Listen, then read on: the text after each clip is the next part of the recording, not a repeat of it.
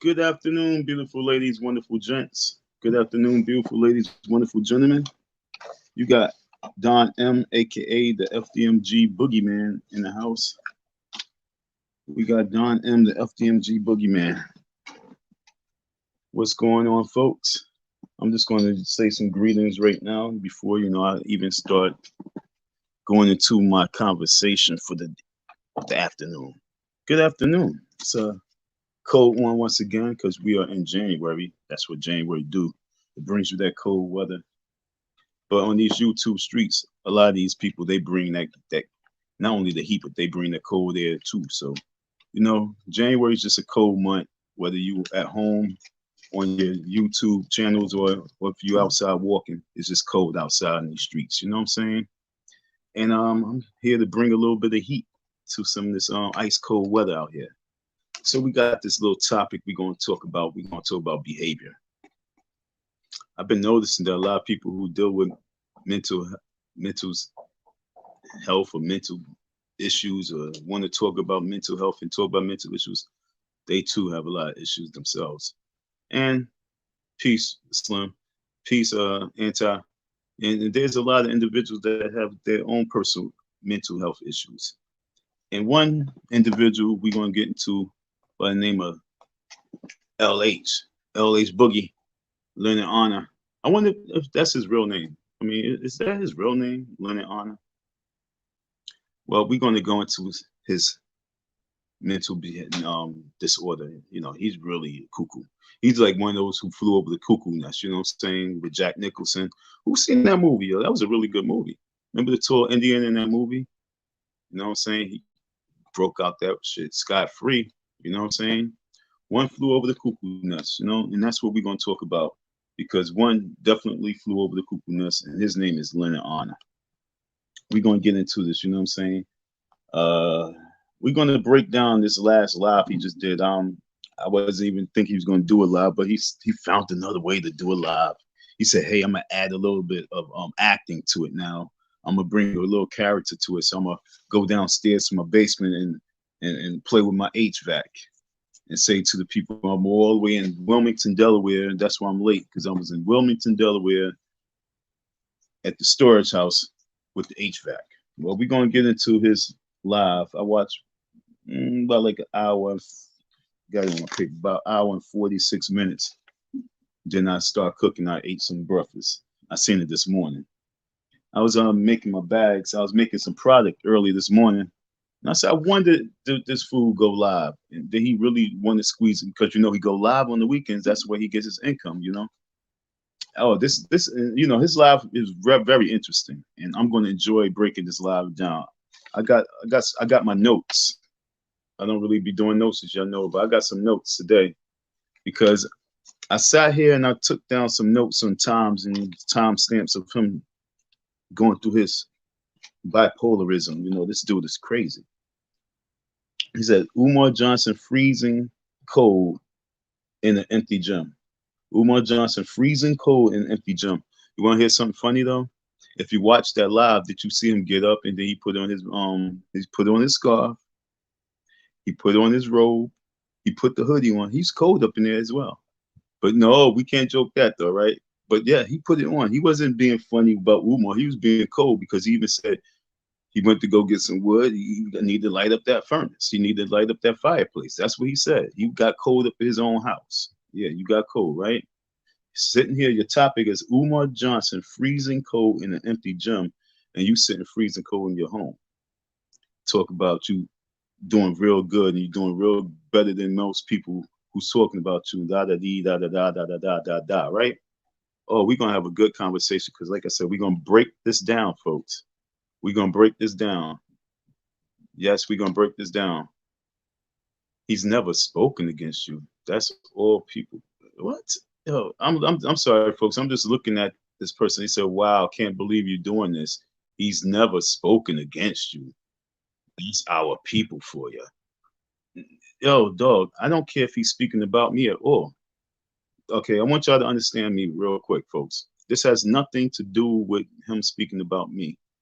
This is all about black people themselves, okay? You say, that's our people for you.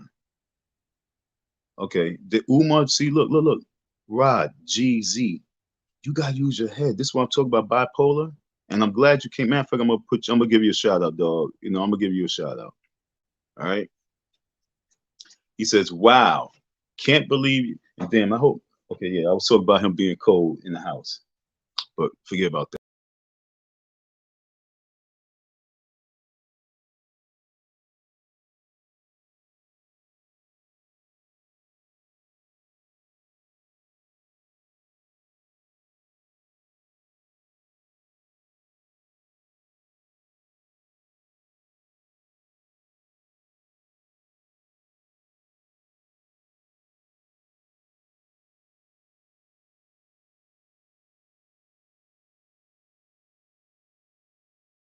That was very weird. My bad. It just went blank. It just blinked out. But this is what I want you to understand. He says, "Wow, can't believe you're doing this. He's never spoken against you. That's our people for you." The reason why I'm doing this live stream, and the reason why I'm focused on Lennon for the year 2022, okay, is because he's part of a issue. He's part of a problem of y'all people. See, he's one of those y'all people. And this is the reason why I'm talking about Lennon, because he's that y'all people that you're talking about. Umar Johnson never ever spoken about Lennon Honor. And I'm talking about Umar Johnson don't know Lennon Honor just as Lennon Honor don't know Umar. So what gives Lennon Honor a pass to talk about someone so freely, who's and talk about someone who had a goal to do something, and you talk about the goal and doing something while you sitting back and you know what, bro? I'm gonna break it down. If it wasn't for that whole crew of the good guy crew and the way they was getting in his ass, finally getting had somebody getting his ass, he wouldn't been going to school. College was always there. What made him start going to college was the fact that you had some men now saying, "Yo, what are you doing?" And so when people start putting the mirror on him, like you said, he had to, it's all in his live, yo. The reason why we're doing this live stream today is because this man needs to see what's going on. And so when they really start getting in him and getting in him and getting in him, he said, "Oh, you know what? I need to step my game up." And now you hear him talk about, he's a manager at his job. He used to drive a forklift. He been at that job for 4 years, right? Listen to it. I mean, like I listened to this live stream for the first hour and 50 minutes, and it was like basically I was a therapist. I sit back, and the reason why I'm talking about it because I'm the hood therapist, fam, and he needs therapy. He needs to hear this. I don't care if it's one person listen. I don't care if it's zero people listen to it. This man needs to hear it, and the reason why he needs to hear it is because he needs therapy. And those people who's following and those people who's donating the way they just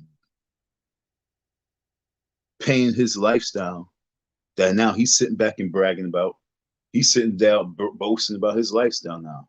And it's so funny because when I sat back and I watched one of his lives back when he was over in Cali, he was really looking scuffy. He was really looking raggedy. He was really looking depressed, looking down and out. And you could tell that as a man, you can know what that was all about. He was losing himself. He was losing his family. And if it wasn't for this YouTube world, if it wasn't for Umar Johnson, if it wasn't for you guys giving him those donations, he still would be losing himself. And he was like, if we was to have a real interview with Lennon Honor, we will understand what I mean by that. So, G, you talk about why I can't believe you're doing this. He's never, yes, yo, I know what he's talking. I know when he's talking about me. I know when he's talking to me. Understand what I'm saying? I know when he's not talking about me, and then I know when he's talking about me. You guys don't know because you're not in the mix and not behind the scenes and don't understand the way people really subliminally talks about individuals and how they do it. But I know what he's saying when he's saying it. And all last year, all he was doing was talking about the kid. And if he wasn't talking about me, then why wasn't he talking about me the right way? And this is what you got to understand. Wow, can't believe you're doing this. He's never spoken against you, and he never ever spoke with me. He never ever spoke with me. That's the reason why he's getting this, because he's the coon of the year. And we have to break it down so you guys can understand that you're really following a raccoon. And this is the sad thing about it. And it's know what's so amazing, because it's only 2 people watching, and if I have at least 100 people who watch after only 2 people watch, then that's amazing for me. Understand what I'm saying? Because I'm not the one on YouTube saying like and subscribe and trying to reach all these 1,000 people. I'm just talking to who I need to talk to. Lennon and Umar and Lennon. Everybody else who's watching, they just watch because they want to hear, or they just interested. Why are you here? So you gotta understand that, like I say, I love when there's only like 1 or 2 people and no people watching, because at the end I'll be looking and be like, okay, we got 300 views. So I don't stress that. I never stress that. I told y'all from last year, I'm not here for YouTube and YouTube content creator like that. This year, whole year though, my content is Lennon Honor. Okay, this entire year, this whole year is Lennon Honor. So if I only have 2 people watching from this whole year, every live I do, right? And from this day on, today's January 22nd, if I only have 2 people watching every live I do, and every live is on Lennon Honor, but I have over 100, 200 views on each live, I'm pretty good with that, because I want Lennon Honor to understand that cool and shit has come to an end. I think it's good that he really stay focused, because like I say, what he does, you really don't get it. Okay, so I'm gonna go to this quick. I'm gonna go to what he's saying right now. He's talking about Umar Johnson taking pictures with some Crips. Now, let me help you understand. When I went to the high school,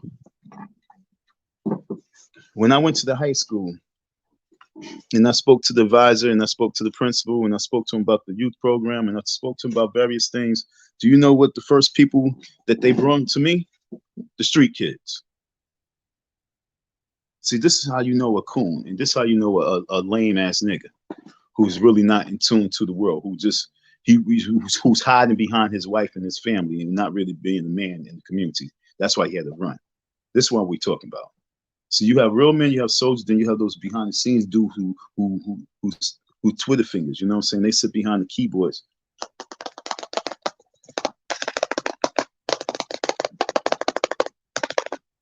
Sin, and that's what they do. We're in the world now where there's a lot of corny bitch people, but that's the sad thing about it. So now I'm gonna break this down. Umar Johnson freezing cold in an empty gym. Where's the HVAC? Okay, so now let's go to why I say he has mental disorder. He has mental behavior disorder. He has problems all in his bald head. And the reason why I say this, folks, is because one day he says, "Hey, I want him to get locked up." Next time he's doing a live, and he says, "I want the best of him." Another live he's doing, he's entertaining. Another live, he's a fool. Another live, he's entertaining. Another live, he need to be in jail. Another live, I hope the best of him. Another live, I love him. Another live, I would love to be in the school teaching music.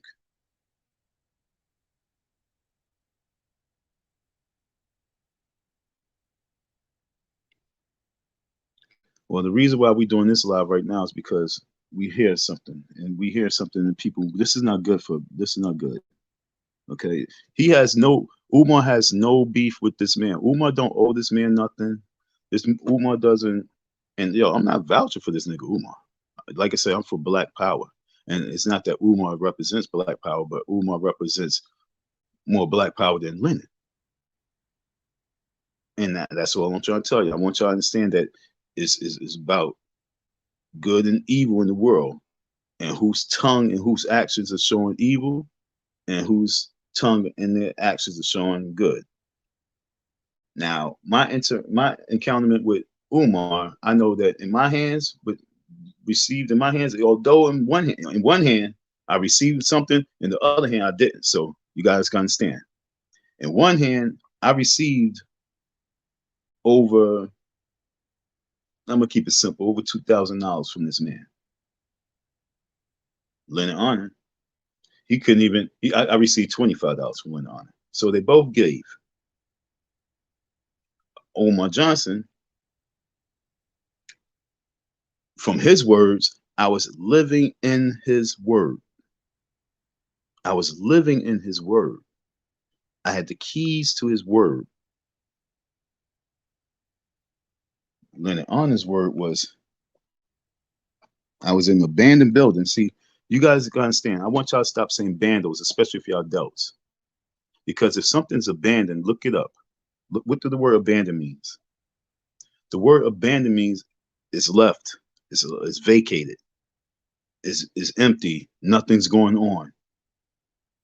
Now, when everybody keeps saying bandos and abandoned building, I'm scratching my head because I'm like, it can't be because I have keys to abandoned building. I'm in here. It's not. I'm in here. This guy's in here. The electrician's in here. It's not abandoned. So, like I say, we are doing mind control and it's casting spells on people to make people say things in words that's real powerful. The reason why I am doing this live on this motherfucker is because I'm tired of niggas doing this shit. We've been doing this for over a half a century in the time of revolution. This is a time of revolution. In the last 50 years, all we've been doing is cooning, trying to coon for victory. And like I say, when you go to his live, folks, and listen to this live with full ears and hear him for what he's really saying. He was down and out. He's doing better in he's 40. He's doing better. He's going to college. The people say you don't need to be going to college. Oh, but between my job now being a manager and me going to college and get my degree and all the love I be getting on YouTube, not because of the content I was doing, because he even said that. He said if he was doing the content that he was doing before, he would not be doing good right now. He said that.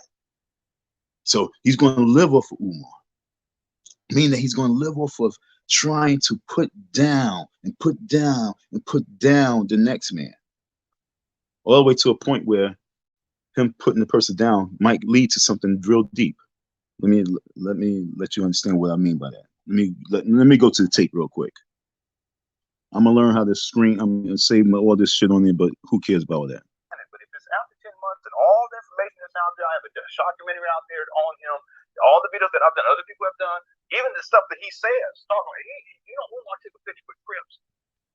And then okay, so like I said, all the I'm about to go into it. All the documentaries I did on him, all the information that people did on him. Then Umar Johnson taking pictures with Crips.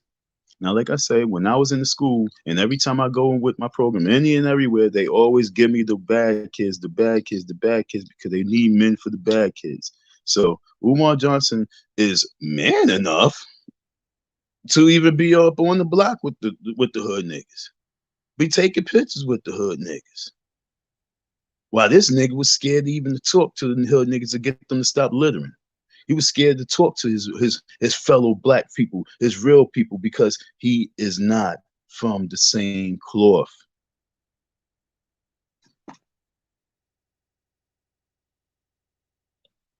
True house nigga. So now he's taking pictures with the Crips. Now let's go from there. He's taking pictures with the Crips. Umar Johnson. Okay. I was thought to myself, I wonder if these Crips, if they know that Umar Johnson called for the murder of 10% of black boys, talking about those thugs on the corner, that would be the Crips.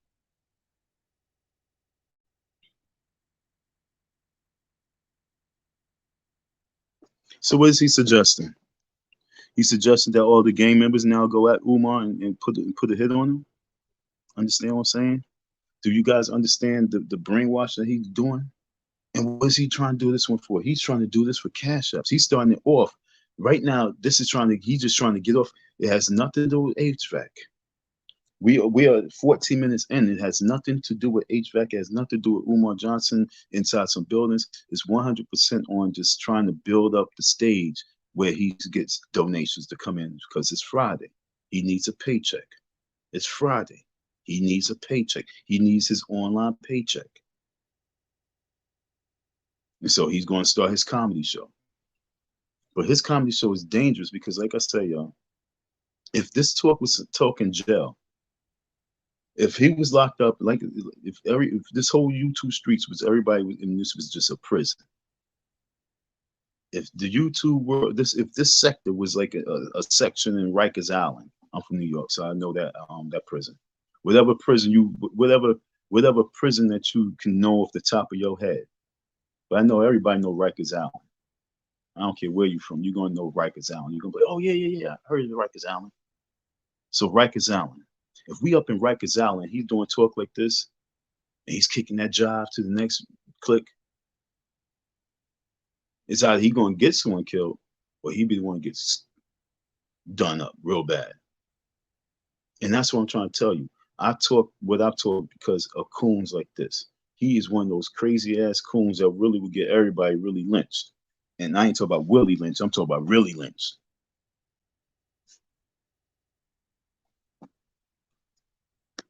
Crips, right? They'll be the gangbangs, right? Make that make sense to me. I can play the receipt for you. I don't have to make shit up. It's not necessary. Again, there's other people who lie about Umar. I get that, but I don't have to do that shit. I can pull that shit up for you right now. So how's it possible that he can go up there, take that picture, and then play it off like somehow he's doing something revolutionary when he's called for the murder of these boys on? He said he's calling for the murder of those boys. I said it about like 20 years ago. I said 25 years ago. I said 30 years ago. I'm not no young kid. I said a long time ago that everyone's not going to make this journey. Everyone knows that everyone's not going to make the journey. Okay, we all know everyone's it's not going to make the journey. Now, during the journey, then you have anchors. You're going to have people that's going to be slowing the journey down, slowing the mission down, hurting the mission. That's your children. That's your brothers, your uncles. And if we don't address them before the journey really gets too deep,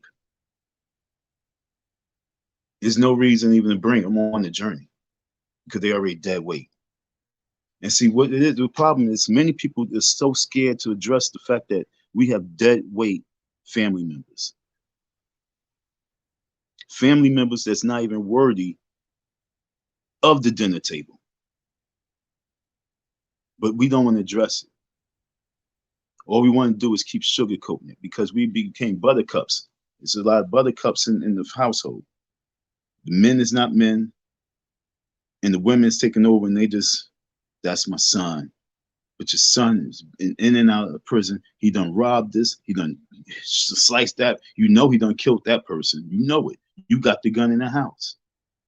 You got the drugs in the house. You know that gun and those drugs have been providing those lights and the gas for the house. But we supposed to drag this on to the next plateau.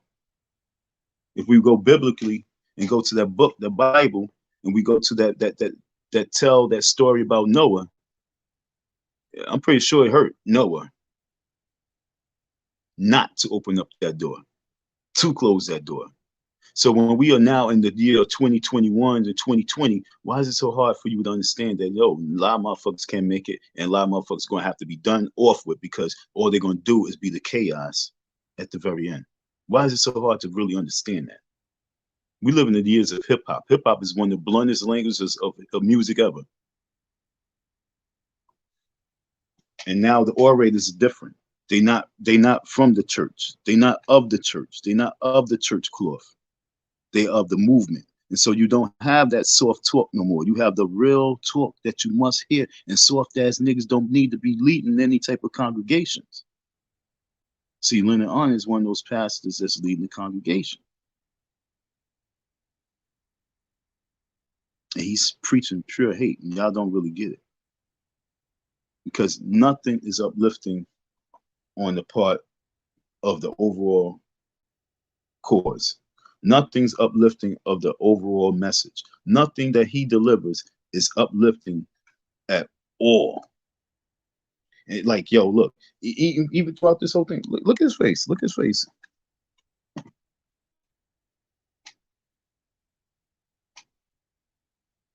Screenshot that shit.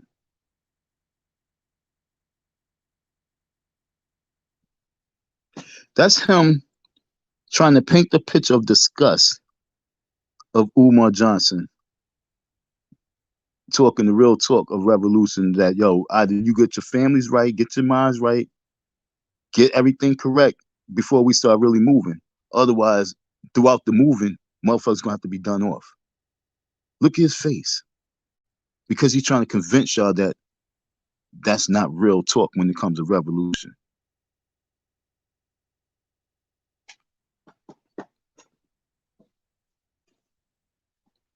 I've been in an organization, man. I've been in an organization that I heard that from the seniors. I heard that from the seniors, the ancestors.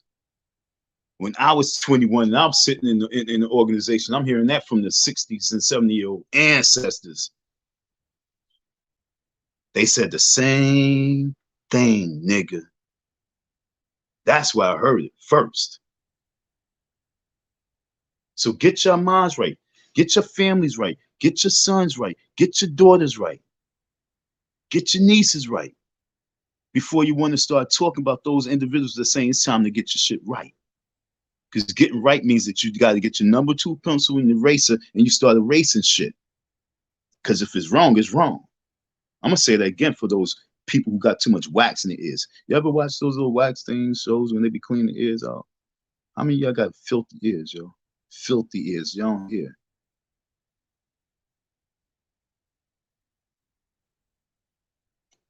Do it on the replay. Get your minds right.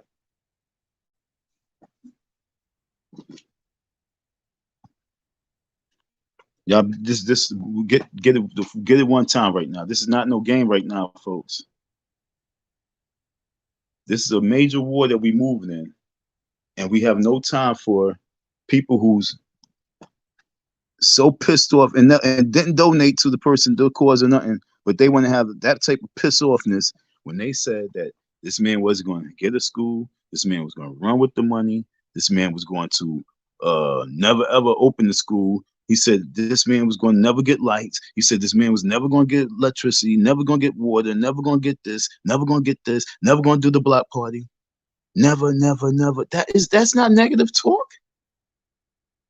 So how can we be mad when we talk about eradicating negative energy?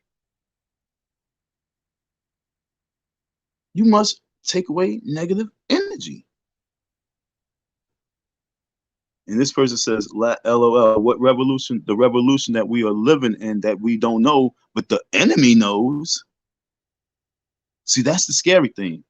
The enemy knows that this is revolution. That's why the enemy is doing so much stuff to you, and you don't even know you in a revolution.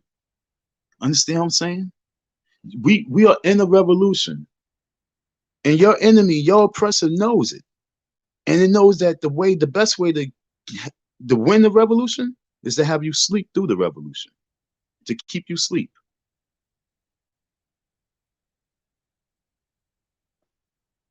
And then he says, you're a weirdo. Yo, look, anything I see weird on YouTube, I don't even look at it. I'm a king, nigga. I'm a powerful being.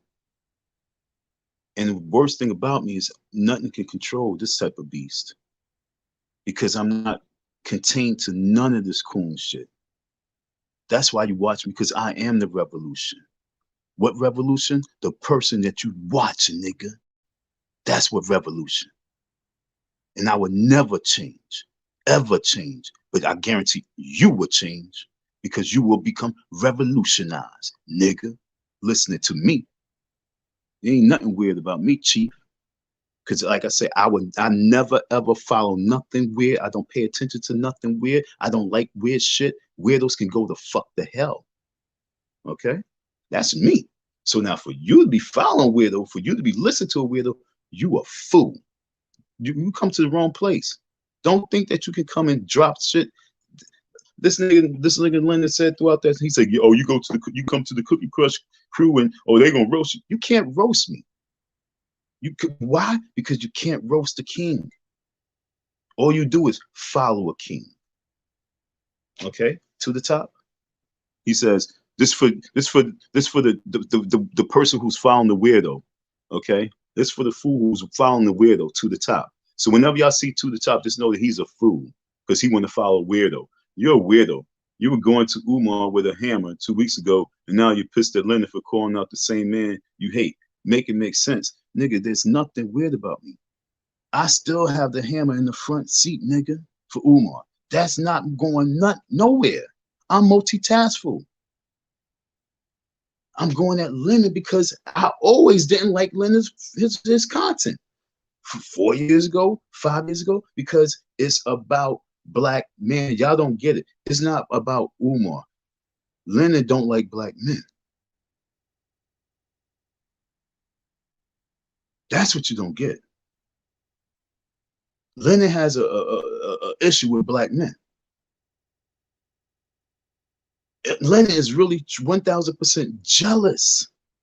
He's one of those jealous niggas. And so he's one of those jealous niggas that will cause ruckus so that the attention can come to him because he don't know how to really truly get the attention on him without being jealous. Those people causes at the very end when you in the movement and you think everything's good and then everything just slips up and be like, what happened? It was because that jealous nigga. Always there all the time, just there. Look at his face.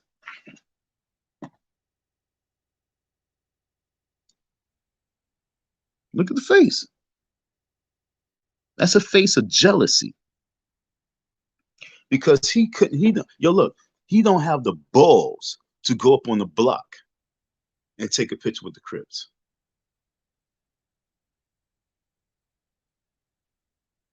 See, I'm a soldier for the movement. The soldier for the movement calls out the captain, the chief, the president. He calls the general. And then he called the fucking militia. Then he called the coons and the peasants. He calls it all out. I'm an ultimate trolling warrior. I don't play no games. You think I'm supposed to be like siding with a coon ass nigga just because a coon ass nigga talk about a nigga who owes me money? I have more respect for the nigga who owed me money than the coon ass nigga. What the fuck wrong with y'all? That's real. I have more respect for the fraud ass nigga who owes me money than the coon ass nigga. A coon is a coon. It's no different than me being on the streets and this nigga robbed me for a package.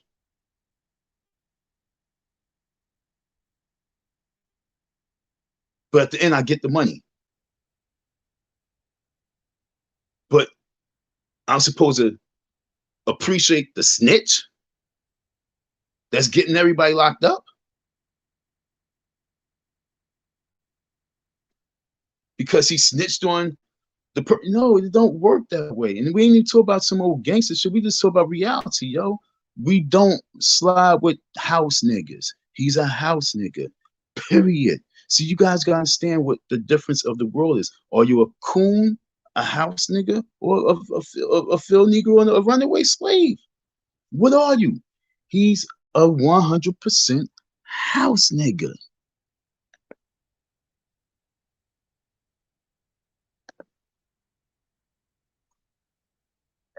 What you think about the Crips or the Bloods, the gangbangers, or the drug dealers? The idea that the solution is to go out there and murder with impunity our own people, that's not a solution. But that's what Umar Johnson proposed. I can play this shit. I don't have to make it up. So real quick. And like I said, it was said, sadly, that 10% of our people will have to be. Understand what I'm saying? That's just the truth. And it's not 10%. I really think it's 45%.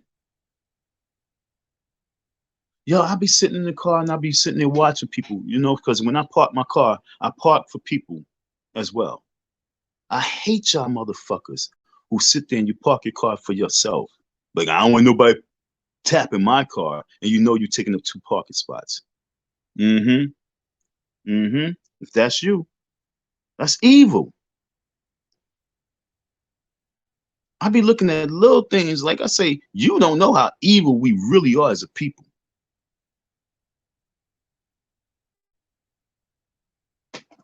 How many people respect and give people, is enough space for 2 cars, but you take that space up with that 1 car and say, I don't want nobody tapping my car.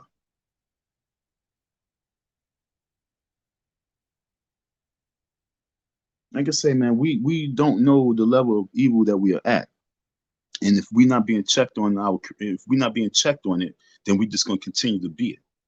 And I'm just here to check the man on it. You guys are scared because you follow it, because you think that because he's talking about someone who's you guys really actually idolize. Most of you guys idolize that man. You guys idolize Umar.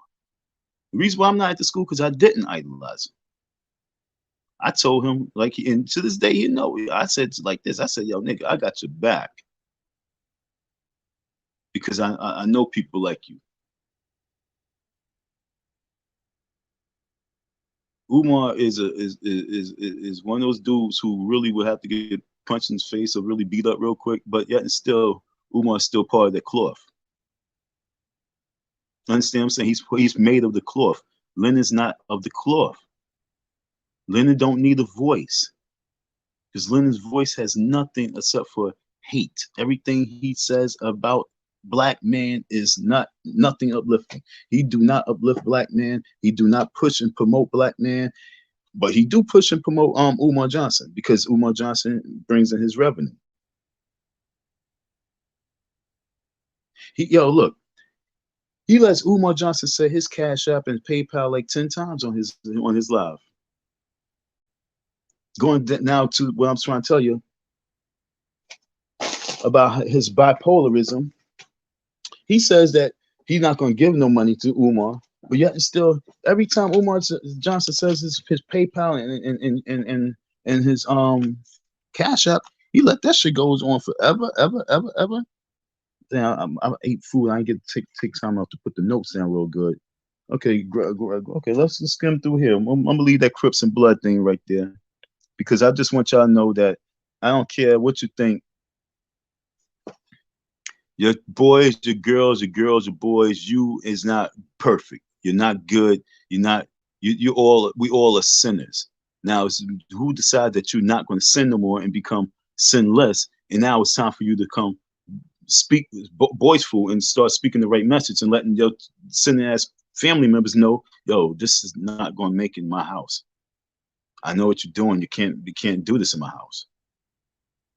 And if you can't do that, then you have to find someone that's going to eliminate that. But you can't be allowing these sinning as demons to keep be raising up and building up and building up and keep building up a clan and thinking that there's not angels out here in the world that's not going to eradicate the issue. Do you understand what I'm saying? You got angels and demons. So we supposed to just allow every soul in the world just to roam freely and do what they want to do without addressing them? So on that note, we're going to go to this. What we talk about right here? I don't even know what we talk about right here. Oops, I messed that up. Let me go right here. It says something about graduation. I don't know what my notes was. I don't know what my notes was when I put this down. Because when, like I said, I just watched this morning and I was making my bags up and I was watching at the same time. So this one dude said, let's go to 36 minutes in. I said 37, but what we talk about? It has a shelf life and I'll modify, and when it's time to move on, it's time to move on. Oh, it says for the watchers of the pocket. Let's. Okay, yeah, matter of fact, let's go right there. Yeah, let's go right there. Like I said, it's a breakdown all the way through. Yeah, this is important. This person came on here. I don't know who this person is, but I've seen this person several times, always giving $20 all the time. And just. It's 2 years and 11 months and 2 weeks. How is it possible after 2 years, 11 months, and 2 weeks, you are inside a gym, not the actual building that's going to be a school, and you're in there freezing your ass off. You got a winter coat on. Yo, he gave the countdown. He said 2 years, 3 weeks. Yo, he gave the 100% countdown like he's locked up in jail with Umar about the school and him being up in school. He said, how are you up in this school? Because niggas like you for 5 years trying to cut it down. Why don't you get it? Why don't we get it? This person says, what this person says, wow, can't believe you're doing this. He never spoken against you. That's our people for you. But it's that same person, Lennon Honor, who did the same thing that you talk about, our people for you. What is our people doing? Why are our people always trying to prove us to be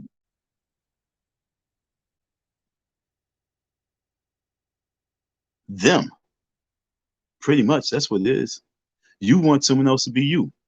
You want somebody to be just like you are. And so you saying, oh, they just like me. They just like me. That's all he's really saying. He's basically saying, oh, Umar's just like me, but he's doing it better. Umar just like me, but he's doing it better. That's what Lennon's saying. Oh, I'm so jealous that he's doing it so much better. Damn, I wish I thought that. Oh man, he got the scam going. Oh, he's scamming the people. He got the ultimate scam. That's how he's thinking. But y'all don't see that. He's jealous that Umar, came up with the better way to hustle the internet to get what it is that he wanted to get. Anybody who, I was never really, I'm saying this again, folks. I was not on this internet. I had my little Facebook, but I wasn't doing nothing with it. I had celebrities on my eyes because the person who did mine was actually a celebrity. He was a rap star. He was already in the game. So I had Mike Tyson, I had a lot of people as my friends. But I wasn't in this whole thing. I was just behind the time. I was like Johnny Appleseed. I was behind the time. I was like, yo, I don't know. I was just behind the times because I didn't want to get out there like that. So even as I'm coming now, I'm not coming here trying to get the riches. Umar Johnson understood the hustle. Lennon Honor understood the hustle. And all these other people who's out there who want their channels and wanted Kevin Samuels and Tommy, that dude with the funny name. I was just watching something in film, and I'm like, damn, man, everybody's hating on each other. Why everybody's hating on those who's shining? Because they thought of something before you. And you like, damn, they scamming the people because you would be not doing your job 100%. And so you would be look at yourself as a fraud, looking at yourself as a scam. So therefore you got to turn the table on everyone else and try to say they scams and frauds. And once again, I'm not defending Umar. I'm defending black man because black man rise, original rebel. And for some reason, we as black people always think that when we as a black people do anything, it's always something behind it. That's why there's no movement that we see. That's why there's no revolution that we see, because we kill it in our own minds. I am the revolution, nigga. I apologize. I am the revolution, my fellow people. When I said nigga, I was talking to the fool. But my people, I'm definitely the revolution. Everybody who knows me knows that. And now you know me, so now you know it. I don't put nothing else out except for that. If you want to know something about me, that's who I am. I am the revolution. I am, like my man Fred Hampton said, a revolutionary. I'm a revolutionist. I'm Crispus Attucks. I'm Nat Turner. I am the revolution. And that's what y'all need to truly understand. Whenever y'all come and hear me, it's no weirdo shit. It's revolution talk. And revolution talk don't mean we settle for this because this is that. And because this is funny, this is entertaining, this is talk about someone that I want to hate on. That ain't revolution for me.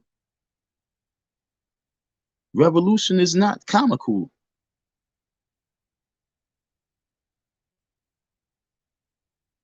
Revolution is not entertaining.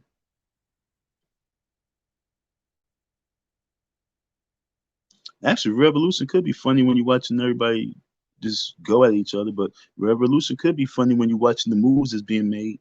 Revolution could be entertaining when you really watch it. Revolution is all the above.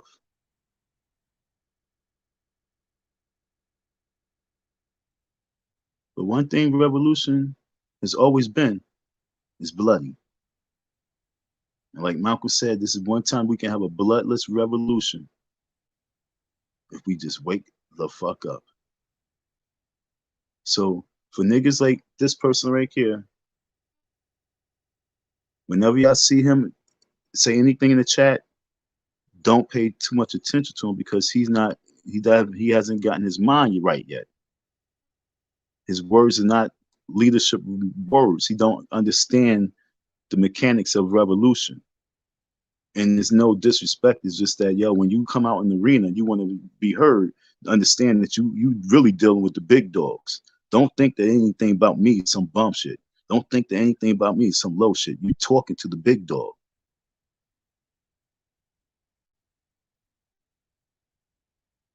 I'm actually one of the biggest dogs out here right now, to be honest. This the dog that don't have the house. I'm the dog that's roaming the streets.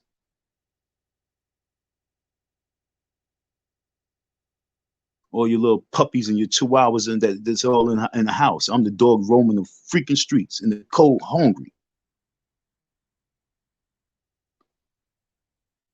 Y'all think I'm bad when you think I'm talking shit? You should hear me when I'm out there in the public speaking.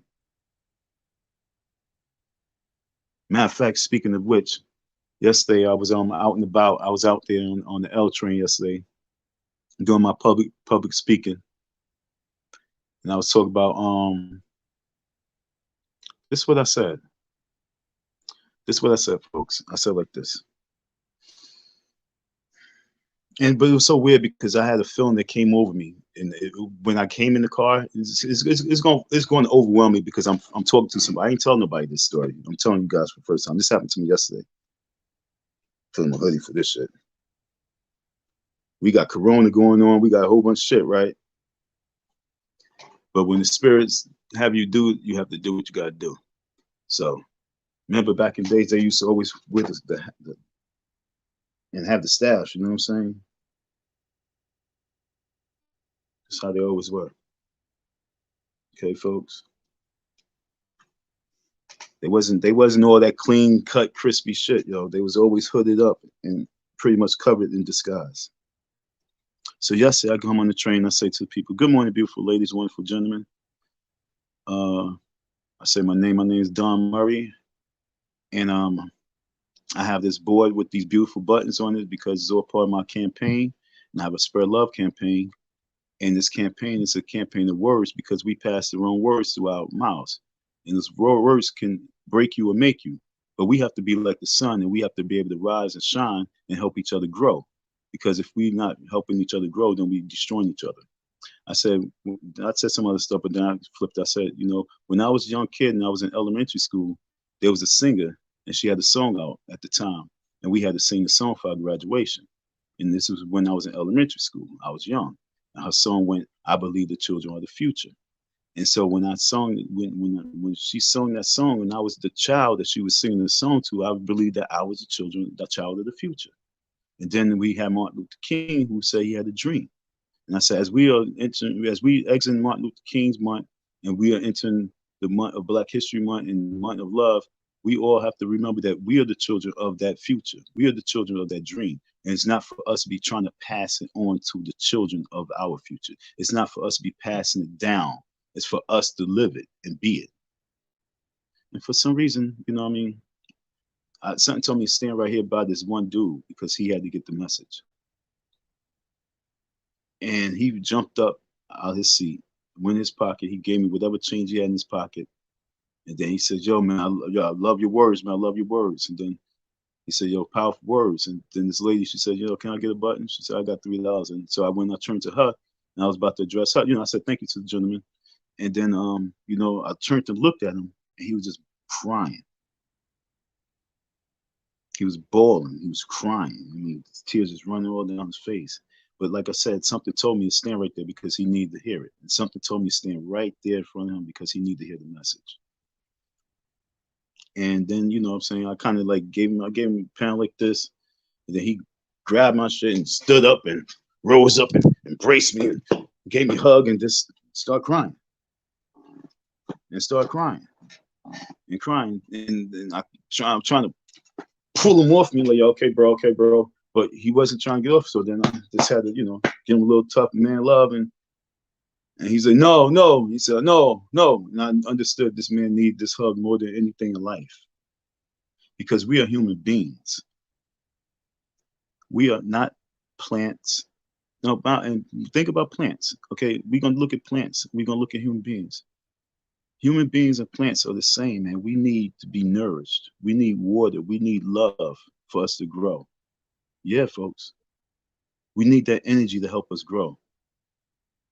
And most of y'all demons don't want that. Y'all want to break down and y'all want to hate on each other and want to hate. But y'all don't know what real soldiers really do. You don't know what real people, when they have real purpose, what they really do. How many people can hug strange people? How many people can stand amongst strange people and take hundreds and hundreds of pictures with strange people? How many of you guys are willing to take your life and sacrifice it for that? So when a person says something like, you know, this right here, you're weirdo, you're going at Umar with a hammer 2 weeks ago, and now you're pissed at Lennon for calling, it's because I respect one thing. I respect the revolution. And the revolution for humans is we must become human again. The computer world is no good. So when, like I said, Umar, he has a school that Lennon said wasn't going to exist. He owes me money from that school. And I'm going to get my money. But he's still part of a mission that even if I don't follow his mission, he still has a mission that I will support way much faster than I would think about Lennon Honor, because I see no substance in his character. I see no substance in his moves. I see no substance in his reality. He's selfish. He's very selfish. He thinks about himself. It's not, don't let him think, get nothing twisted about family. He thinks about himself. He's a self-pride person. Because if he wasn't, trust me, I would not have to be doing these videos. And you guys got to understand that. So where was we at? That dog don't want to go up there. It's too cold. He said, I'm staying home like me at night. All night, warm. My owners take care of me. Boy, I tell you, that dog ain't trying to go up there. Thanks, Reggie. DSAP says for the watchers of the pockets. Let's get to the party started. Yeah, I still don't get that. I really don't. You know, people. Listen carefully. Focus on your. What I tell people is, you know, don't worry about what other people say. Focus on your audience and focus on your content, because your audience drives the content. If they enjoy it, they'll reciprocate. You know, and it's not like everyone has or does. You know, and no one has to. But if B7, if you're so inclined, I'll graciously accept it. But you must be getting some value out of it. And at this point, for a lot of us, it's entertainment and it's fun and it's laughter. And I'm okay with that too.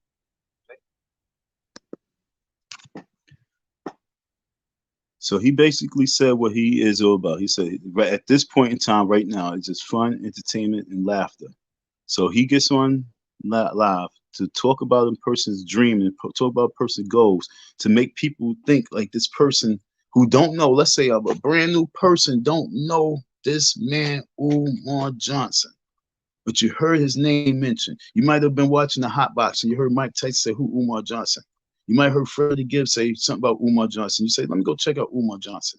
And then you see nothing but Lennon. So you go check out Lennon. Then you see Lennon talk about him being a fraud. And you don't know nothing about Umar Johnson. You only just know that this man got over 60, 70,000 people, 30,000 views, every 15,000 views on all these live streams. Like, yo, he must be talking some real shit.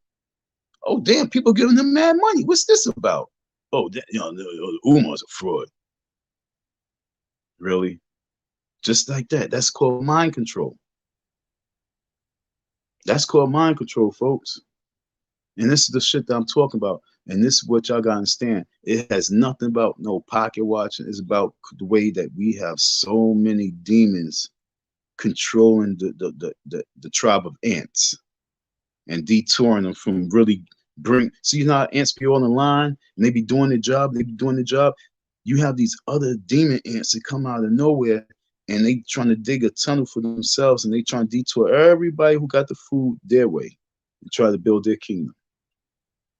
And it's so sad because everything he said, I'm gonna go back, I'm gonna hit it again, because if you put Umar Johnson over here, okay, Umar Johnson is Lennon Honor for this 1 second, and Umar Johnson is going to say this. This is not Lennon Honor talking, okay? So I'm about to rewind it and listen through it through the ears in the mouth of Umar. You listen through your ears and you listen and you hearing Umar Johnson. Okay, this is not Lennon talking. So let me rewind this. Let me see. Let me see. But if racism content, because I just focus on your. What I tell people is, you know, don't worry about what other people say. Focus on your audience and focus on your content, because your audience drives the content. If they enjoy it, they'll reciprocate. You know, and it's not like everyone has or does. You know, and no one has to. But if B7, if you're so inclined, I'll graciously accept it. But you must be getting some value out of it. And at this point, for a lot of us, it's entertainment and it's fun and it's laughter. I'm okay with that too. Not that part, but like you said, VSAB. If you good with give me $20, then it's okay. Because like I said, I've seen her in every live she comes. She go once she come on, she give them $20 every live. This chick gives $20 every live, and that's why you had to even let her know. I mean, if you giving it, I know I'm not doing nothing for you, but if I'm entertaining you, I'll take it. If I entertain you because I give the fuckery on the next man dream. See, yo, if it was different if it was like some dude that's really doing or really was doing some bullshit, yo. But there's nothing bullshit that I seen this nigga do, Umar. He wrote a book. He goes state to state, do lectures. He do book signings. He raised some money online. He said he's gonna open a school. He had people trying to stop him. He fought through court. He fought through here, and he got the building. And he put the keys in my hand. That's what I know. Throughout all of that journey, and throughout his whole life, by the time he came to me, one of the grandmasters, I'm like one of the grandmaster Yodas. He fumbled. He fumbled the ball because he got tarnished in life. He can get polished back up, but when it comes to like a person like Lennon, though, how do you save a person like Lennon Honor? How do you save a person like Lennon Honor when he believes that he got to provide food for his family, and the only way he's gonna be able to do that is by humiliating the next person?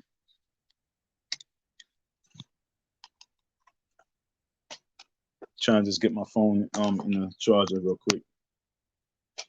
Cool. You understand what I'm saying? When this person believes that is 100% paycheck coming in, if he talks about Umar Johnson, how in the world do you live with yourself and claim to be some kind of a good man, some kind of good father figure? How do you live with yourself? But that's not even where I was trying to go. I'm trying to go to 37. Okay, 37 minutes in on this right here. I want to see what I heard him say. Throughout the year, I'm going to do much better of a job at this right here. I'm going to do a little bit more homework, but I don't be having a lot of time for this shit. I kid you not. I don't know how you can do this stuff. I'm not complaining. I'm in school, college.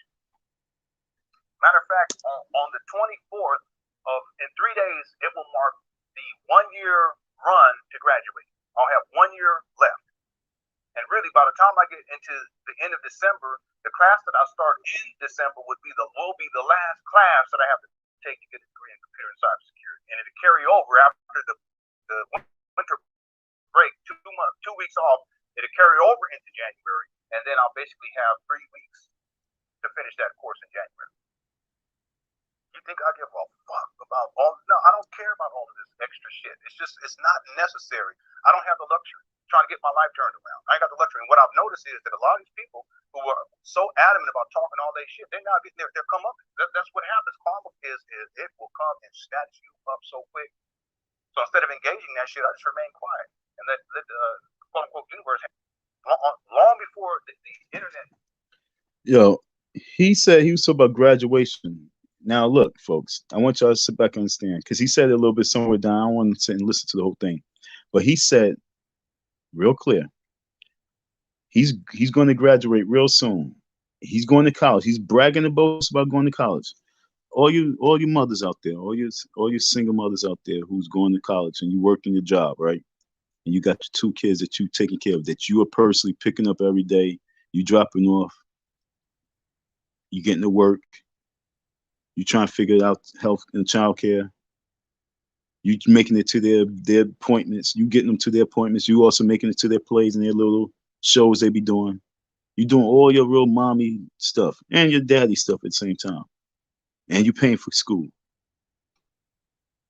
Let's say that let's say that you have a loan, but yet and still you get partial financial aid. But you still got a loan. This nigga right here is sitting back collecting $50 from Fat Man or Big Man, whatever the dude is, Big Man. He's collecting $20 from this chick and $20 from this chick and $50 and $50 and $10 and all money just to talk about somebody. And then he got college being paid for by the job he's working in. His job is paying for his college. And you guys are paying for his lifestyle, his rent and everything. What is he doing for any black boys? And remember, this one story that he gave us of the update of what he did for somebody, it was a white family. What is he doing for black boys? He has plenty of time. Because, I mean, for you to be able to do such in-depth scrolling through all these videos, yo, I can't do that shit. Do you know how hard it is? For you to sit at your computer and be able to have the time to go through all these videos and put together shit and then work and have a family of 5 and go to school, he got to be lying about something. Something not happening. For you to have all that time to really put together these videos and put everything together in such a way, and then for you to go have family of 5, go to work and go to school, you guys are really paying for it. He's going to school for free. No stress. Yo, look, I swear to life, if I can go to school for free, because that's what I said to folks. I'm telling you like this. I do want to go back to school. And like my man, you know, I was telling my peoples, I said, but the only way I will go back to school is if the people pay for it. If it comes free. I mean, it's certainly got to be paid for. When I say people, I said this 20 years ago, so it was way before some YouTube shit. When I was so about the people, I was so about, for real, the people, because I was always out there with the people. I said the people will pay for it. Like I say, I'm going to say this again, folks, and I hope that y'all don't take it a wrong way. I need y'all to hear it in the best way possible, because this is revolution time, and many of us have to come out now. Many of those people who have a purpose and are chosen to move the movement forward, they have to come out. There's no more hiding. There's no more hiding, okay? There's no more underneath. They have to come out. They have to say, yo, I'm Don Murray, and I'm a chosen one, and I have a purpose in life. And it's much deeper than what you can imagine. I will be attacked, but it's for you folks to realize and recognize the real, and it's for you to do your part. Because it's going to take a lot of energy for the bigger picture. And if we can get the few to get to the bigger picture, so we can get to the bigger picture much faster, that's what we have to do. You guys would say it's entitlement, or it's just chosen. How many rich people get rich and then they don't even pay for shit? They walk into a restaurant, but oh, no, you don't have to pay. They go into a hotel, you don't have to pay. They like, yo, I fucking work all this hard to get all this richness and I can't even spend the money. Got entitled. And you guys got black people. We are the ones who have to understand that. Don't look at words in the negative content first. Look at things more positively. And I say that strongly because I've been following my life much longer than you guys been following my life. I've been paying attention to my moves way longer than you guys been paying attention to my moves. I've been understanding what blessings I've been getting way before you guys could acknowledge anything about he's ungrateful, because no, you guys don't know nothing. I appreciate everything. I appreciate everything. This what was I doing? What was I doing? This morning around like 2 in the morning, 3 in the morning, 4 in the morning. I'm making my bags right now. I'm making my bags. You know what I'm saying? What was I doing? I was making my buttons. You know what I'm saying? And everything I do goes back to the revolution, because the stage of the revolution right now is the wake up call to get the people coming back to the right tunnels. The ants getting back to the right tunnel with the right resource, the food. We have to, okay, I'm gonna say this again. Some people are chosen. And don't think that because even if you follow you and you following the chosen ones, that means you chosen. That's deep. Because you have a gigantic role. And that's what I'm trying to do. I'm trying to get all those people who's here. Because you have a real purpose in the role to play. And it's for you to stop giving your resources and support to the wrong tunnels, because that tunnel is going to lead to a dead end. It's now time for you to really start opening up the tunnel. I mean, it's a tunnel that's already there, but we have to open it. There's a tunnel that's there already. We just have to open it. It's already open. But why? Okay, I'm using one wrong word. We have to widen it. It's open. It's open. But we have to widen it. See that? It's open. See, it's open. You see the light? But the more people coming in, now the revolution could be seen. And the revolution is to bring the light. That's the revolution, my nigga. To bring the light.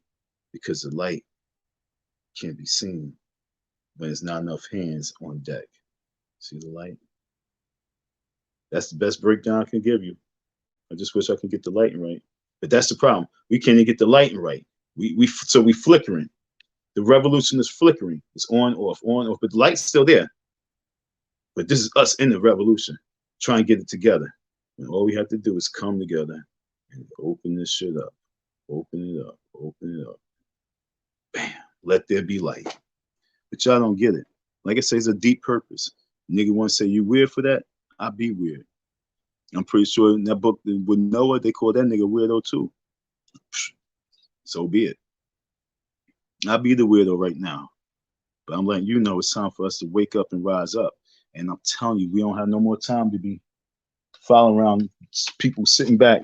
Now, okay, Matt, and look, he fully, yeah, he now has a scarf on, because remember I said that he's gonna have a scarf and everything on. I can't wait to be able to share this. Now looking with the scarf on. Come back here, Lennon. Now he had the scarf on and everything. What the fuck? My computer is retarded. For no reason, it just did whatever it did. I don't even know what it did.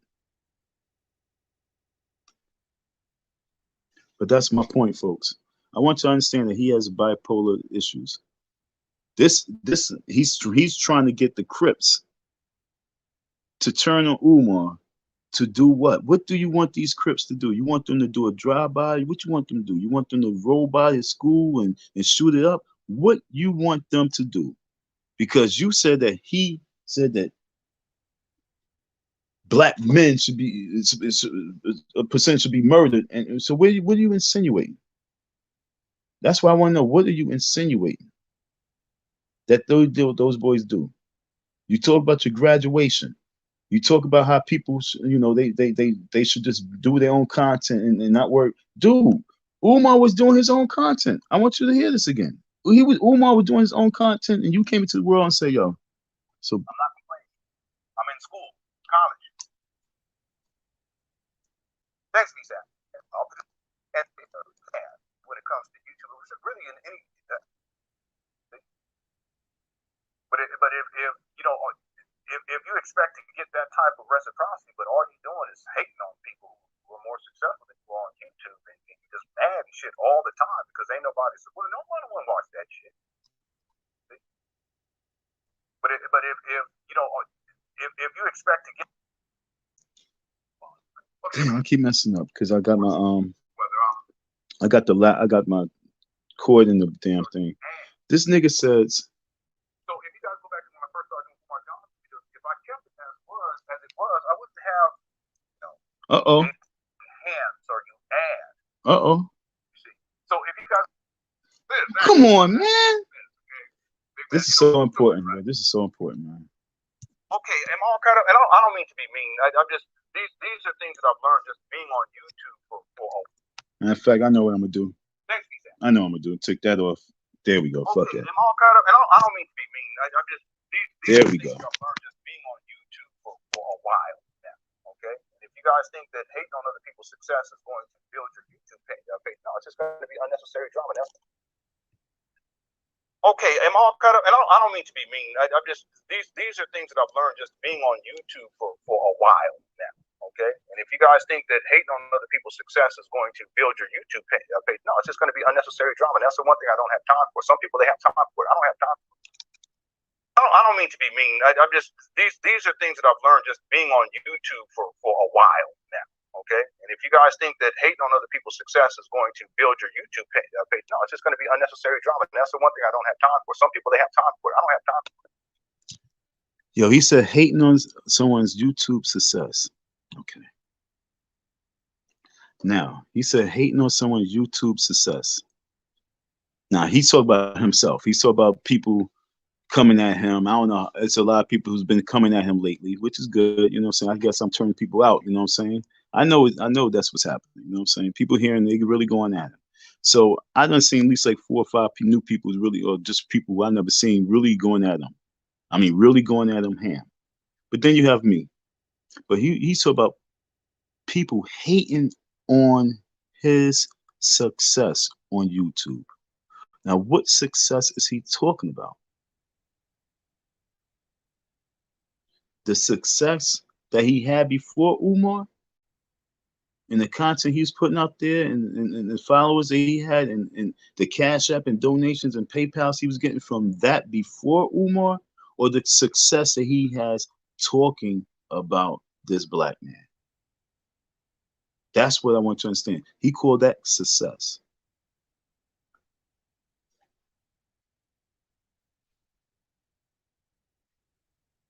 My head hurts just from thinking it. When you think that you have success because you have a following of people who's listening to you ridicule the way a person's eating, ridicule the person going to go get some food, ridiculing that they eating at a diner, ridiculing that they eating dinner here, ridiculing that they eating dinner here. Yo, nigga, they eating. And they doing without the EBT. You hating on Umar Johnson's success. You was hating on Umar Johnson's success since day one. And you don't get it. You've been hating on Umar Johnson's success since day one. For your own success. And now that people's calling you out, no one's hating on you, dude. Nobody is hating on you. We allowed you to do this for so long, but now they allowed you to do it for so long. Now I come on the scene and I'm not having it. I was trying to figure out how to get on the scene. But this is like a couple years ago, because I wanted to really get in your ass a long time ago. But I didn't know. And so I just pop up on the scene. I pop up in here, and I'm going to pop up on the charts right now. I'm in the top 25 in this sector. I'm in the top 25 in this sector. I'm the top 20 in this sector. Top 10 in this sector. With no views, with no people. But Lennon Honor knows. And that's why we have so many people coming at his ass and letting him know that what success are you talking about? If it wasn't for these people here, if it wasn't for these people out here really going at you, you would not be in school. If it wasn't for these people attacking you because you was attacking the next man, you would not be doing the things. You would still be trying to figure it out. But because they really started calling you out, you had to look in the mirror, and your children looked at you because they probably heard it. And everybody just had a huddle, and they said, "Yo, yeah, Dad." And so this is you really just trying to polish yourself up so you can talk more comfortably. What's up, Mighty? How you doing, babe? Wow. Oh, so you heard that?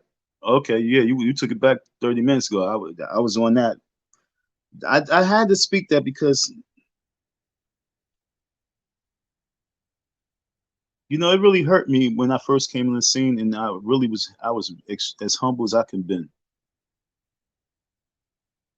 When I say that was my most humbling experience ever, coming to the world and letting the world know, and me coming here like this, and me just coming really letting you know my situation like that.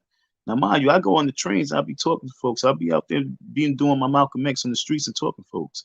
But this was different because I knew the arena I was really in. I knew I was in the arena.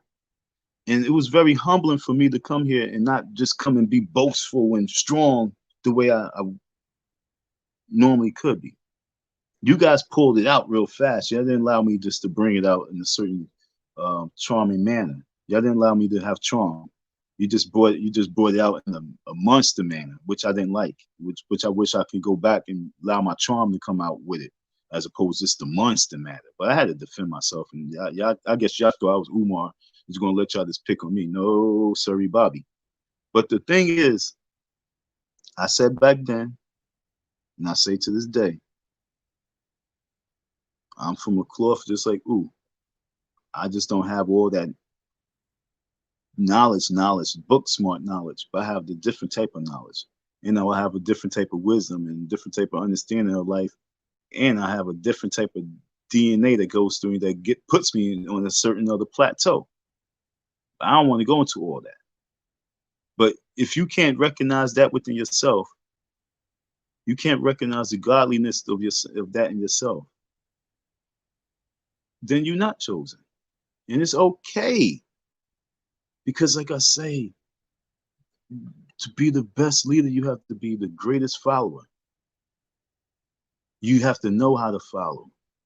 And then you have to know when it's time to stop following. That's what makes you a great leader. A lot of these kids didn't play the game follow the leader. I grew up playing the game follow the leader. My boy, be like, oh, I'm the leader. Be like, I'm the leader. I'm the leader. And be like, all right, you be the leader. And we follow you till we get bored and be the next leader. But a lot of you guys don't know that game follow the leader. And it's not like we want to be in these positions to lead. All right. Always understand that most people don't really want to be in these positions to lead, especially when it's not dealing with sports. If it's not dealing with sports, you know what I'm saying, they don't really 100% want this position to lead because they know what it comes with when it comes to leadership. You get crucified. Because once the leader rises, most of the peasants, they rise up too. Demons.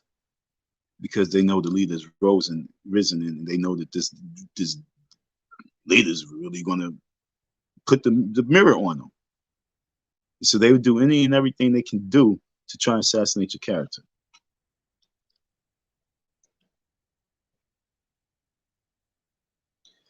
I was never rude. See, this is the bottom line. See, okay, so you saying that I came out and I said, hey, you motherfuckers, yo, this is my situation, yo. No, no, no, no, no. I was not rude. You guys was rude. I came and told my story. People was saying comments. People was going on live. People was coming on live stream being rude. I became defensive. You using the wrong word. So you should say you was defensive.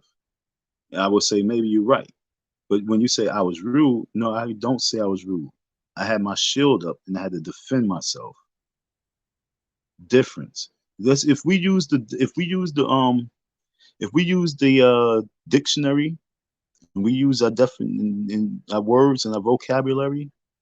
My vocabulary is very, very, very minimal. Very minimum. Okay, very, very minimum. That's my vocabulary. But you guys prove that your vocabulary is incomplete. because, like I say, Don didn't come out. I came. You guys was introduced because TC brought me to the world. That first live stream I was there, somebody came on that live. That person came on rude. Then I got a phone call later on. Then I was being attacked by all these people, and they was all good guy people. Then I started being attacked by a whole bunch of other people. I was attacked. Me being rude, I was not rude. Then I come back and I'm being attacked more. Then I'm being attacked more. Then I realized, yo, these people are mean. So then I see, like I say, let me let you understand one thing. When I play for real, for real. So once I understood what game this shit was, because remember, folks, I sat back in the cut. I looked at your comments. I sat back in the cut. I seen your live streams. I sat back in the cut and seen that this world was crazy. And I ain't know nothing about getting on chats. I ain't know nothing about none of that shit. I was just looking at the stuff like, yo, these people, wow, how you do this? I was in wow in all these years. So now here I am here. And then when Ghost showed me what it was, let me tell you something. When I play the game, I hit the home run. When I play the game, I strike you out. When I play the game, I'm stealing the ball. I'm 5'8". When I'm playing the game, I'm blocking your shot. And you could be 6'3". I'm going to block your shot 2-3 times in the same fucking game. I'm defensive player of the year.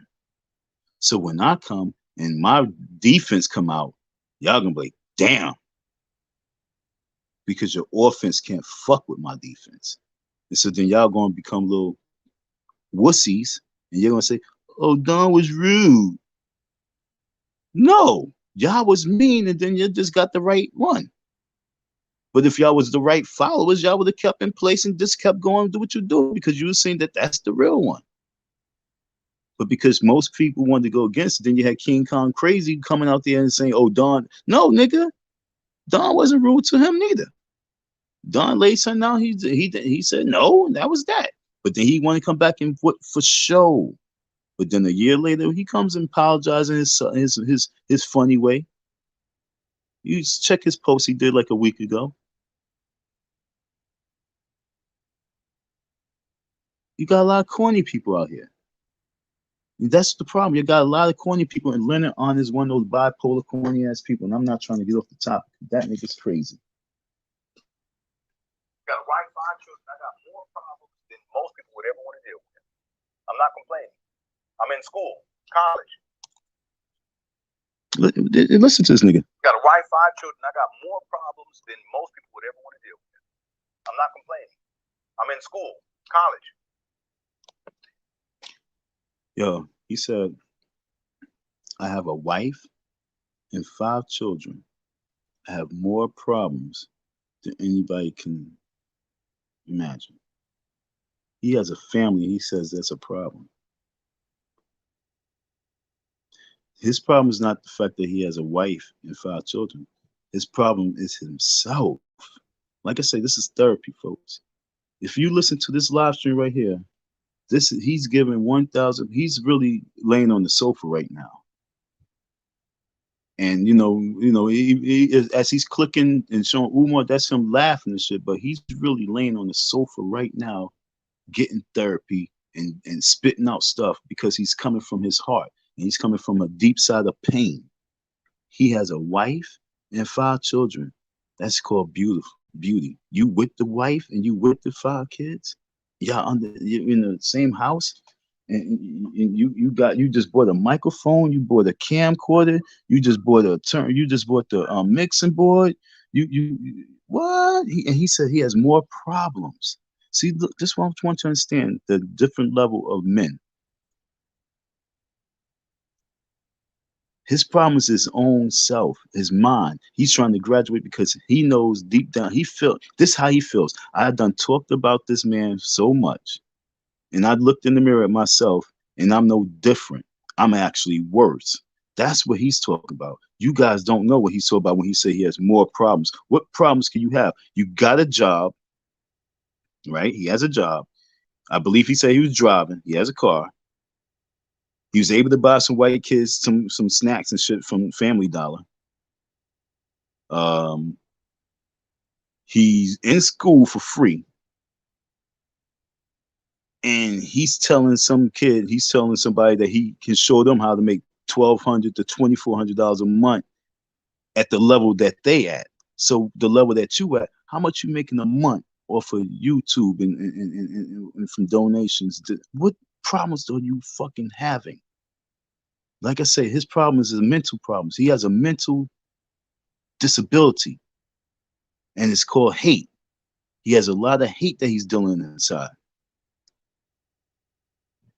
He ain't got no problems. He said he got a 3.9 GPA. He don't have no problems. My car, I just spent $400 on the alternating battery and getting an oil change, and 2 days later, the shit fucking the engine's bad. I have to get to New York and get some stuff. I missed the funeral. My boy died from COVID the other day. I grew up with him. I played baseball. I missed the funeral. He's talking about problems.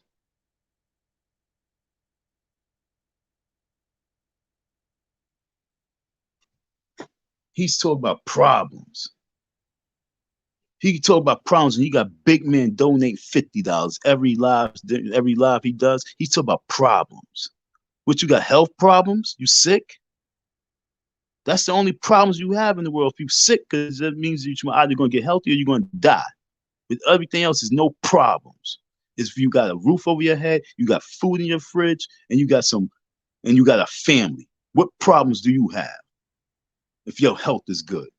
Stop talking this talk. What you want people to feel sorry for him? Oh, Lennon got problems. Don't go for that shit. That's a fraud. What problems he got? He got a pocket watch, a vest on. What problems he got? If he's not talking about his health, and he's not saying, yo, folks, pray for me, pray for my family, we're a little sick. What problems you have? Rewind this shit real quick. Because it all started from this shit coming in giving donation for the watches of the pocket. Let's get the party started. Look at these corny ass people. I wanted to talk about her before, but now I will. In 2 weeks. How is it possible after 2 years, 11 months, and 2 weeks, you are inside a gym, not the actual building that's going to be a school, and you in there freezing your ass off? You got a winter cold.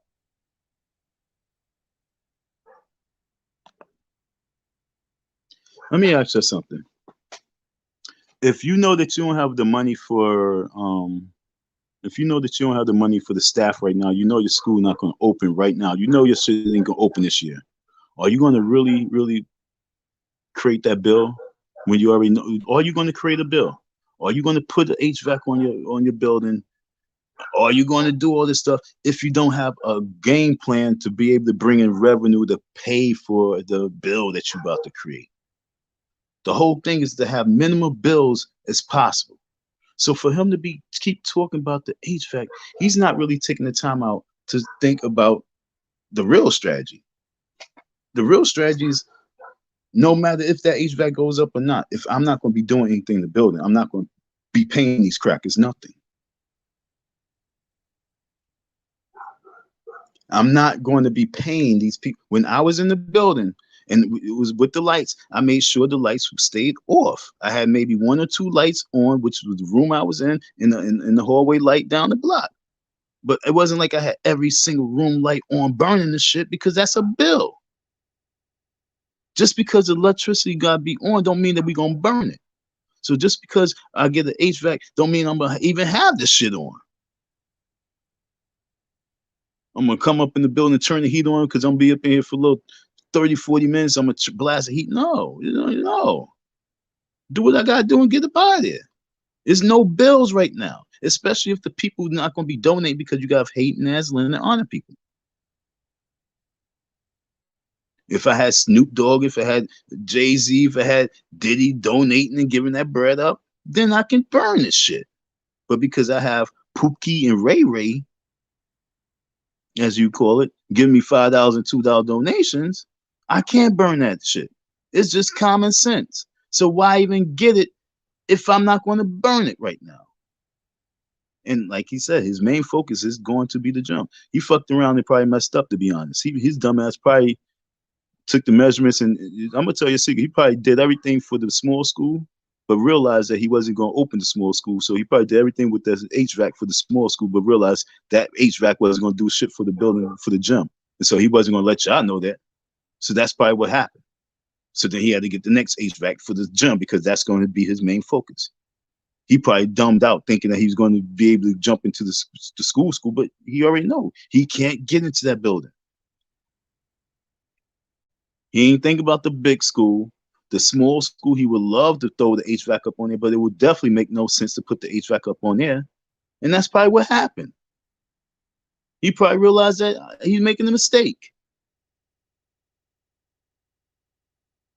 For real. How would I know that? Because I was there. I probably know a little bit more of the strategy. Like I said, I already knew that the main game plan was the gym. So if he was focusing and talk about the HVAC for the school and doing the measurements for the school and doing everything for the school, when it all came down to it, that was the wrong move because the school definitely not going to open. So he had to do it for the gym. And so right now, if he ain't going to pop off for anything in the gym, if he's on the road right now, he ain't going to do it for the gym.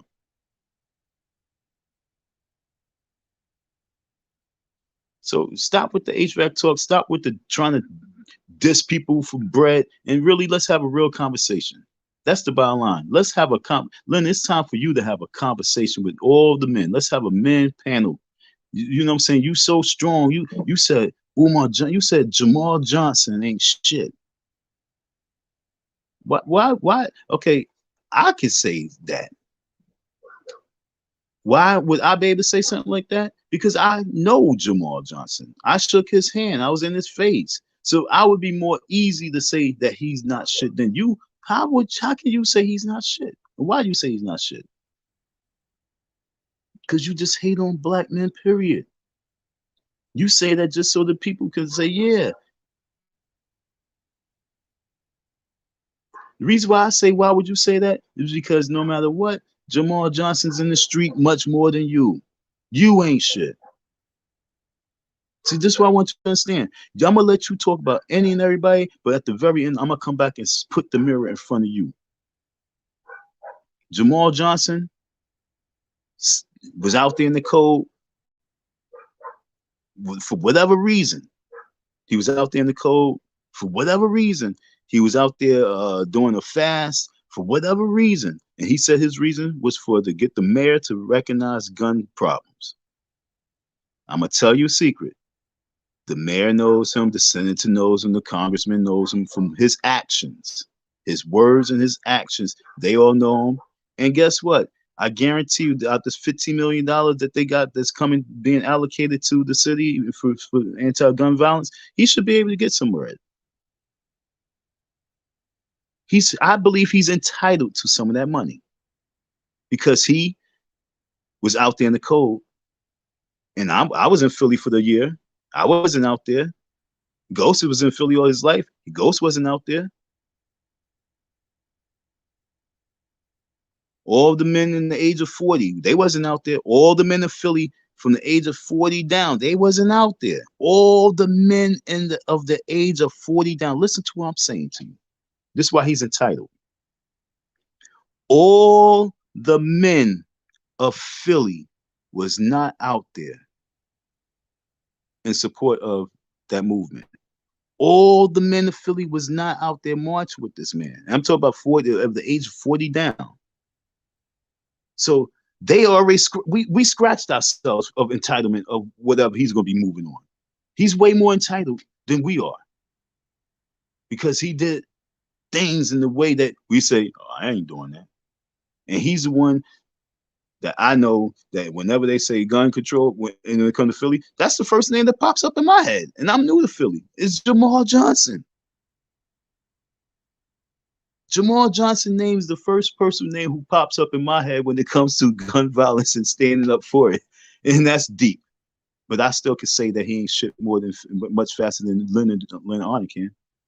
And I have more reasons to that be more valid. So whatever Lennon Honor say, don't believe the hype. he has no validation to say these words.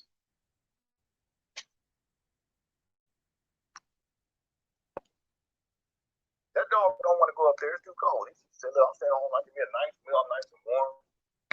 My owner's taking care of me." For the watchers of the podcast,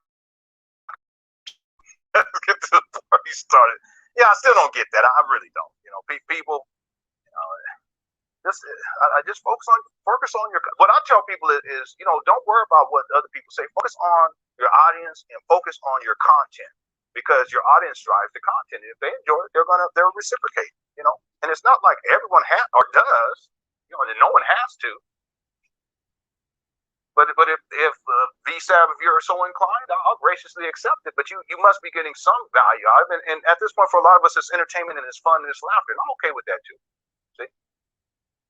But if you know, if you expect to get that type of reciprocity, but all you're doing is hating on people who are more successful than you are on YouTube, and you're just mad and shit all the time because ain't nobody supporting. Nobody want to watch that shit.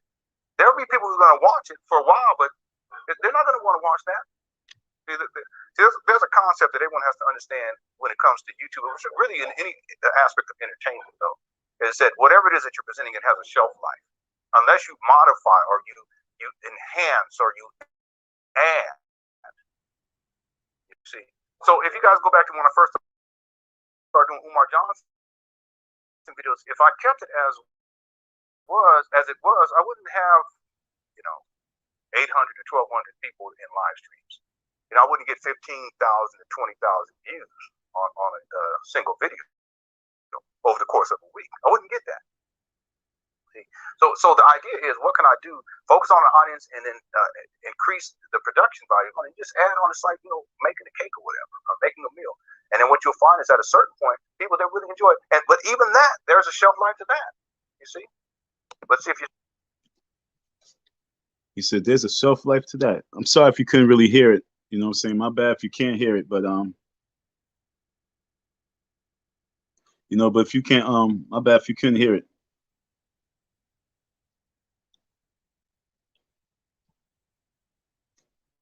But he's talked about shelf life of success when it comes to the YouTube and, you know, certain type of content. But that's what we talk about. It's like, when you gonna like really shift your content to what you should be shifting it to? Because Umar Johnson is not your content. Your content wasn't Umar Johnson when you came to YouTube. Your content should not be the next man for your entire life. That's something crazy. And like, somebody really have to have a real conversation with him to really help him understand, like, there's no way in life that this should be your content for your entire life. You should not be looking for every day to see what he's doing that's funny, that's entertaining, so that you can go and make content about it. That's something wrong with you as a man. That's something wrong with you as a human being, but just as a man, there's something really wrong with you. And for you to have two sons, there's something wrong with your DNA for you to believe that that's success. Yo, Martin Lawrence don't even stay on a person that long. Not even one comedian stayed on Michael Jackson that long. Like, just imagine if let's just imagine if I don't know, Paul Mooney spent his whole career on Michael Jackson.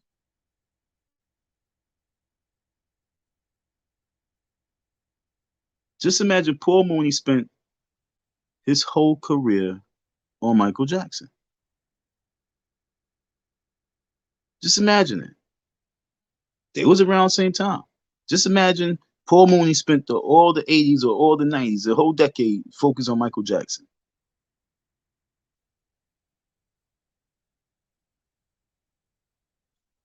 Somebody's career would have been hurt, whether it was Paul Mooney's or Michael Jackson's. Should that happen? That's the question. Did we need that? Did we need Michael Jackson to get a comedian to spend 10 years on him? That's the question. That's the best comparison I can look at. A Paul Mooney taking Michael Jackson and making him content for 10 years. Every stand-up he did, every show he did, every tour he did was on Michael Jackson.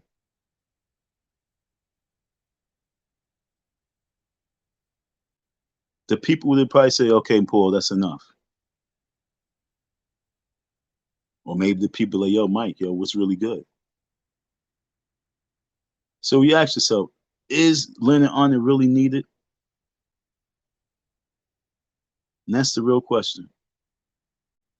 And is it needed to build your career on the backside of another person's dream? Would Paul Mooney been right about Michael or wrong about Michael? Is Lennon right about Umar or wrong about Umar? Well, let's lay everything down. So far, Lennon Honor is 100% wrong. And that's what y'all gotta understand. Everything that Lennon Honor said, he's 100% wrong. If he's not 100%, he's like 95% wrong. Because he said he was scamming, he wasn't going to get a school. He got the school.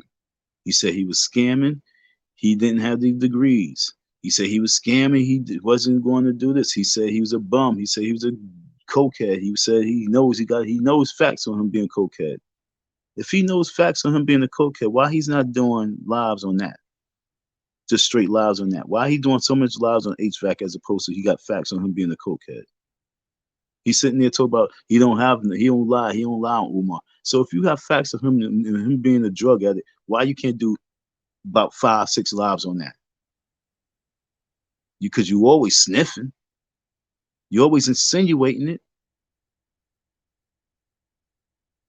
So do the lives on it. Pull your facts out. Forget the HVAC for right now. We want to know about that coke habit. Because when I went out there with him, we went to the PO box and we went to the post office or whatever PO box, and we opened the shit and people sent some drug tests there. I was there. I was there when we pulled it out the mailbox. So was you the one who sent it? So prove that he's a drug addict. Prove it. Spend time that he's focused on proving the fact that he's really 100% a drug addict. I want to believe you. I want to believe you. I want to believe like, yo, damn, that nigga right. I want to say that you're right. He's a cokehead. I want to believe one thing that you said because I can't believe you on the electricity not there because I was there when it came on. I can't believe you about the water because I was there when the plumbers came in because I opened up the door for and walked them through. And I already know the game plan what the plumbers are going to do if that's the same plumbers that he used. I know it was like 4 plumbers. It was like 2 plumbers I seen, maybe 3. So it was definitely time for the water to be on. You know what I'm saying? So for you to say there's no water, I don't believe you. You say there's no electricity, I don't believe you. You're a pathological. That's not the right word, liar.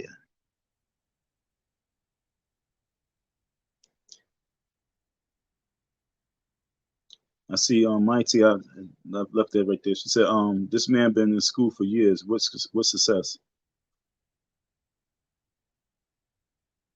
I think when I say success, I was talking about Lennon because Lennon was talking about his success. Oh yeah, she said he's been in school for years. Exactly. His success is being on YouTube. Yo, I want y'all to understand, yo. His success is YouTube is his success. Okay?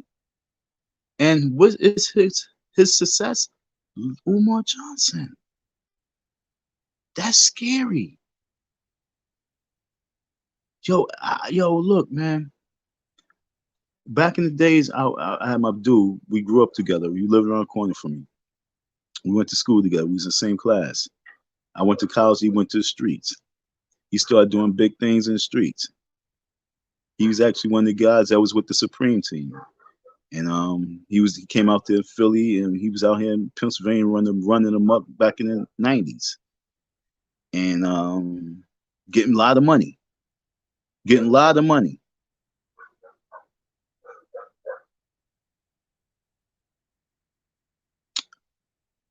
that was my boy. But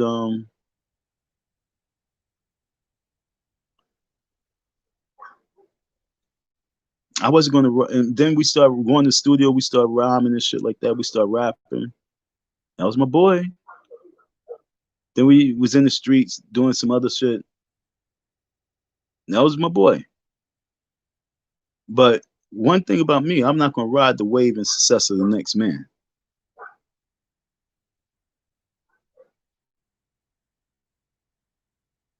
And Umar's success and Umar's failure is Lennon Honor's success. And that's what he became. He became that man who's just gonna make his success story off of Umar Johnson. He became Umar Johnson's #1 critic.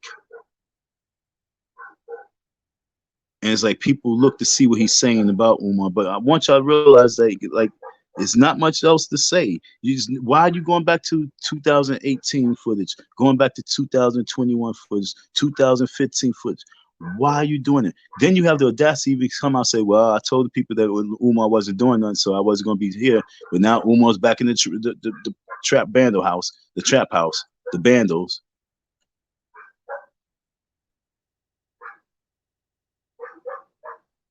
So why you had to disappear though? You understand what I'm saying, folks? Why he just didn't? Why he had to why disappear if Umar Johnson's not doing something? So just because Umar Johnson's not doing something, you have a YouTube channel. Why you disappear?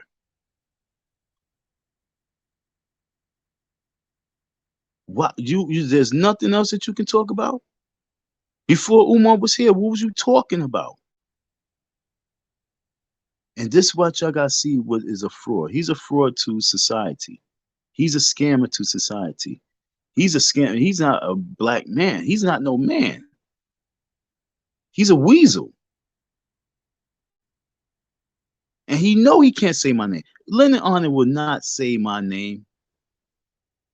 I'm a man. He know he can't say my name. He can subliminally talk. He can say, oh, mad. He can say all this other shit. He can say they pocket watch. He can say all that shit. But he can't say this. I'm going to try and build a success story. You know, I'm going to break this motherfucker down. That's what I'm doing. This whole year is about breaking this coon down. This whole year is not about me getting subscribers. If people subscribe, I watch 10 people unsubscribe to my channel. And I'm gonna do a whole year about Lennon now. So if the people unsubscribe to my channel, then so be it. But I'm gonna do a whole year on this man, and I'm not cutting no corners. Tune in for my next live, which will be pocket watching. I don't know if I'm gonna do that. Maybe I will, maybe I don't. I don't know. I gotta check and see if I want to. But just look out for the my Valentine's special. Yes, I will be live on Valentine's Day. I'm single. I ain't got no chick. I ain't even, stressing it right now. If I find a chick in between, if I find a woman in between, then hey, maybe I'll be chilling with her. But I ain't stressing that. I don't be stressing these holidays. But I know this much. This man got a wife and 5 kids. He should be spending that day of love with them. But he will be with Umar. Maybe he won't. But I know he will be. And we're going to talk about it. We know he will be. We're going to see what's up with Lennon this year. We're putting out some ladder cages and rat traps out there, coon traps. We're putting the coon traps all over right now. We're going to catch a coon. We're going to catch a coon, folks. I was watching this show. This dude, he eats all animals. And he cooked up a coon. And he said, yo, the raccoon's one of the most stinkiest animals. He said, you cut that shit up, it stink. It just stank. And everything about Lennon is funky. And he's playing games. It's funky. And until he man up and really address the situation the right way, it's not about helping. It's about addressing the situation. You got a bunch of people really calling you out. Nobody's really calling you out because we really want you to give us a shout out. We really want to have that conversation with you. And you need to be a man. You ain't no fucking celebrity. You are no celebrity. Don't get in your head that you're a celebrity. That's why you need to really address the situation.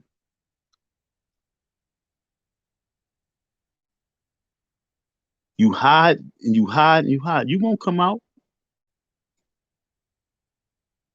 Matter of fact, what state you live in? I want Umar Johnson to do an event in your state, and I want you to go. Won't you? Won't you set it up, nigga? Matter of fact, Lennon, stop being a bitch and set up an event for Umar to come. Set up in the book signing event.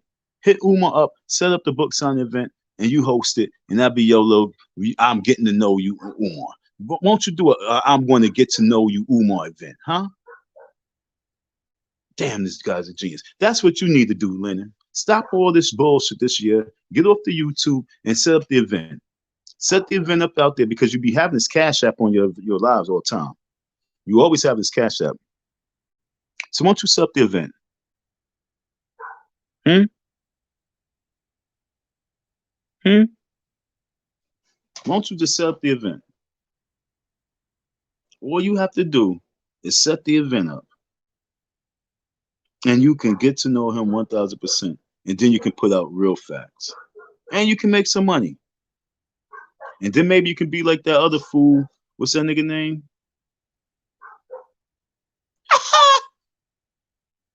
Smoke. Then you can be like Smoke, and then you can become his fan. After you shake his hand and shake that man's hand, then you can become his #1 fan. But because you always doing lives, you always promoting him, you're doing everything, why don't you take time out to do a meet and greet of get to know Umar Johnson?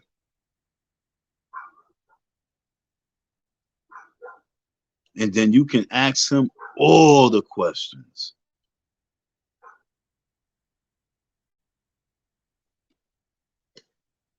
But you'd rather be a little punk and just sit behind the computer and collect your little donations, talk about a person, but not really keeping it 100 and having a real conversation with a person.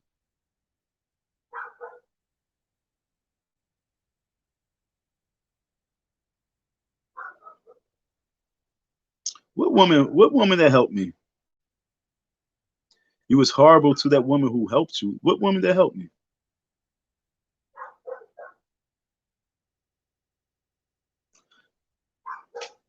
You was horrible to that woman who helped you. What woman helped me?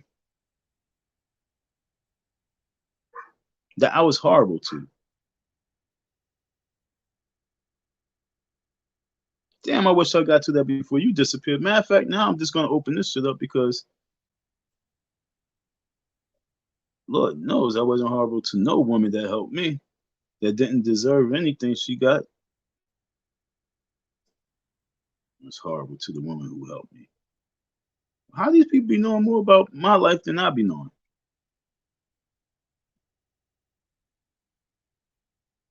Yo, I'm Gold. Come on the deck. Yo, I need to talk to you because what do you talk about? Because I wasn't even in the chat, so I'm just seeing that. I hate when people be putting stuff in the chat and I'm like, what the fuck you talk about? And they don't even evaluate.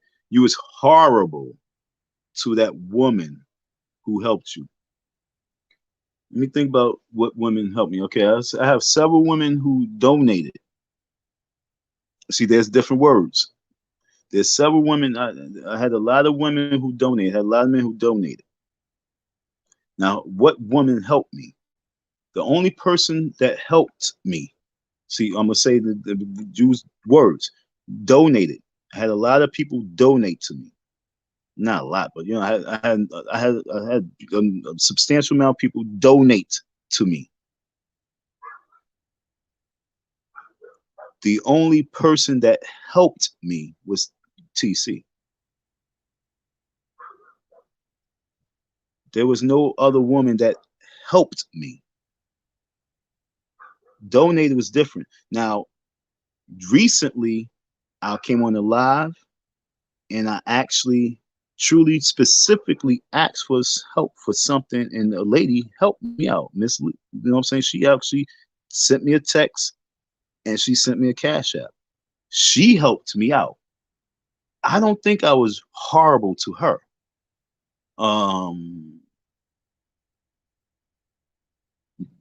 Like I said, I'm really trying to recap of who you talk about I was horrible to. Now I remember there was this one broad who came out and she was trying to front like she was helping. And at the very end, all she did was just wanted to get a channel, and that was that fucking the only one bitch. And she was running around trying to front like she was helping and bring the story. So are you talking about her? She didn't do shit for me.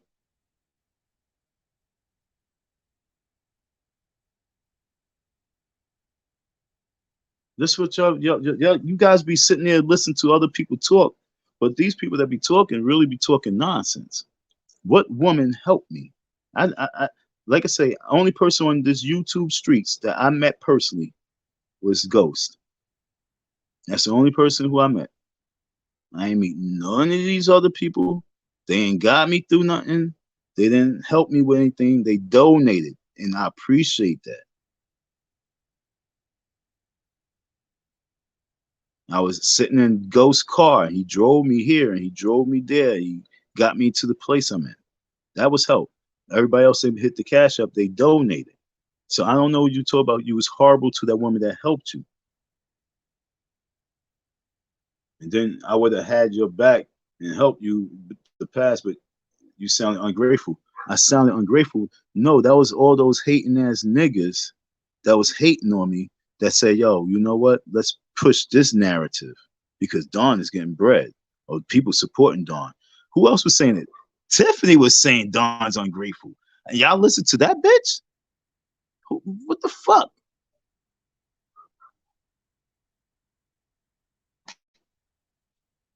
People think that, oh, I gave you $10, so I'm going to talk about you. Or I gave you a dough. I sent you a cash at $5. I want to say something to you though. I gotta tell you something. Yo, get your life together. Like, what the fuck wrong with y'all? You think I'm gonna sit back and listen to that shit?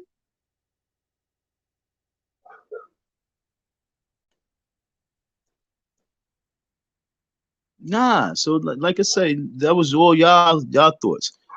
That was all the way y'all looked at it.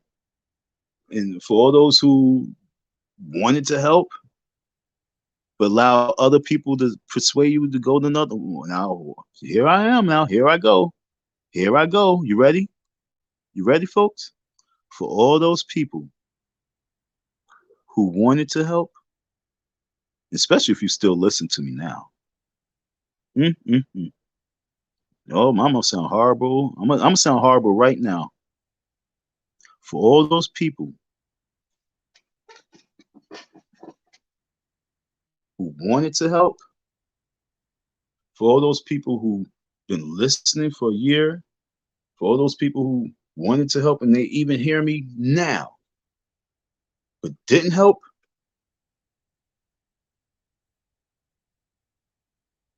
heard my cry, heard my plea, but didn't help because a King Kong crazy would say, "Oh, Don just want the money," because they would start pushing that narrative. Oh, Don just wants some money. Don's ungrateful. For all y'all little demon followers, easily persuaded coons, for all those people who wanted to help, for all those people who felt me but allowed someone else to plant a seed in your head, for you to believe that. That's the reason why I'm doing this live right now with this nigga Lennon, because he does that to for Umar. He does that to Umar. He's stopping the game plan. Like I say, I'm not even supporting Umar. I'm just talking about black man. And so for all those people who do shit like that, I have a friend that do shit like that. Corny ass nigga. And it's even say like, yo, I'm gonna kick you while you down. So for all you folks who wanted to help but didn't do shit,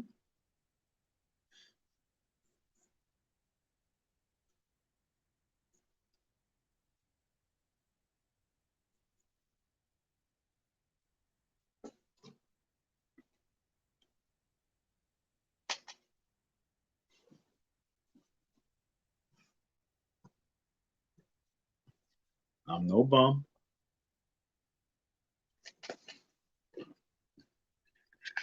I make my own product.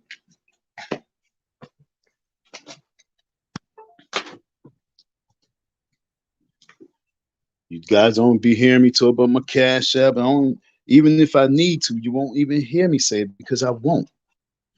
I won't give you that satisfaction to even think that I'm not going to be strong. If those who want to support, they would like to support, they can. Help is always needed. As long as I'm in this room, as long as I'm in this fucking little ass room, this little fucking cave, I'm always going to need the help.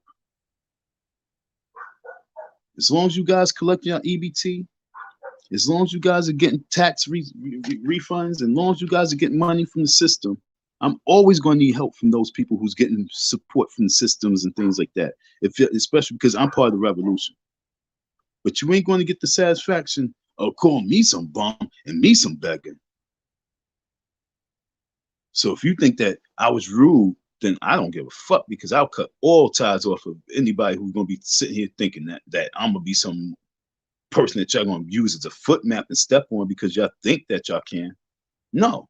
And because you think because I gave you $20 and down the road, oh, because you're not listening to me because Max V. Matter of fact, now I have to rewind. I have to think about a lot of stuff. I had bitches, and I call them bitches. I don't care what age they were. They might have donated, but then they talk about, oh, I need Max V and needed Max V. And I'm like, yo, Max V is talking about me like a dog. Oh, you need to go and talk to Max V. You need to be friends with Max. I'm like, Max V ain't shit. If he wanted to do anything, he would have reached out the right way. And they sit back idolizing him, and I'm letting them know I ain't got time for this shit. So if they want to run back and they want to try and make some type of name for themselves by saying Don this and Don that, fuck you. Like I said, I have to sit back and think about a lot of stuff. Fuck y'all. So if you think I was rude because y'all wanted me to take the humiliation, y'all wanted me to take the ridicule, y'all wanted me to take that, y'all wanted me to take this, y'all wanted me to just accept that and accept this because I donated to you, fuck you. What's wrong with you? And don't think that that's not black man. Not black man who looks. If a black man come and say he king, respect it. If he say he's that nigga, then respect it. If he say, yo, I'm that nigga, you better respect it. If he come say, yo, I'm king, respect it. And I ain't coming here saying I'm some bum. I even took Dusty Dawn and made a king. I took Dusty Dawn and made Dusty Dawn king. Y'all gonna go crazy when that Dusty Dawn novel's out. Y'all gonna go crazy when that Dusty Dawn apparel's out. Y'all gonna go crazy when that Dusty Dawn comic book is out. Y'all gonna go crazy that y'all had Dusty Dawn live in the flesh. And y'all ain't know what to do with him. That's what I'm gonna do with Dusty Dawn.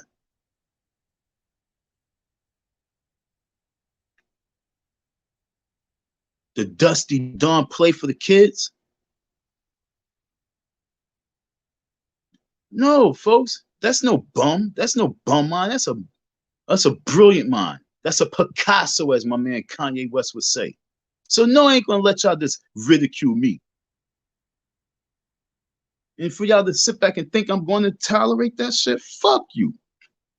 It's just that simple. So it's not being rude, it's being defensive. So if you use the word defensive, I'll say, yeah, I'm very defensive. But when you say rude, I say, that's not me. I'm not that dude. And when the person come on my live talk about what you're mad at, like I say, anytime Lennon's saying about mad, that's when he talk about me, because he trying to put the narrative of mad. I'm so not mad, sweetheart.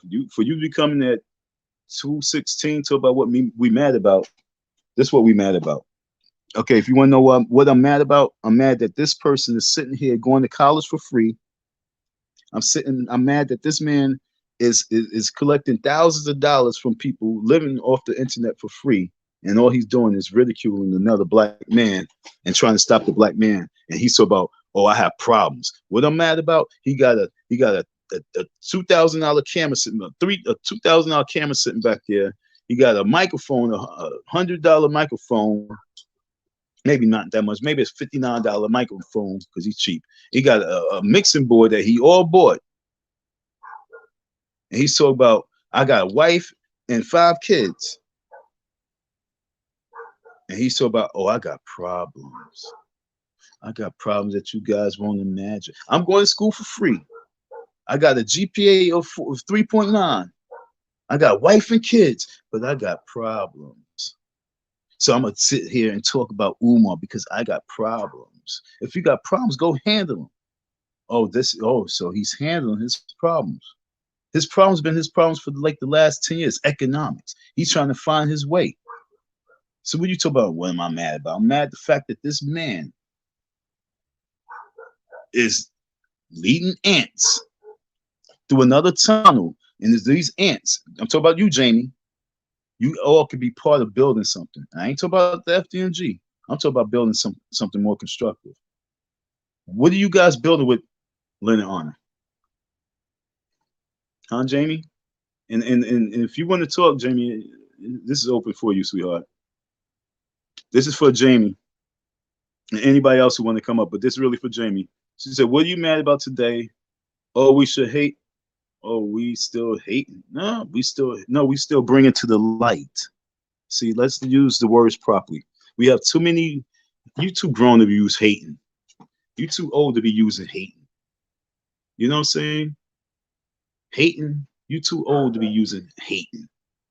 So if you can go to your thesaurus and find other words and use instead and replace hating, then we can conversate. Oh, we still bring the light on someone else's success.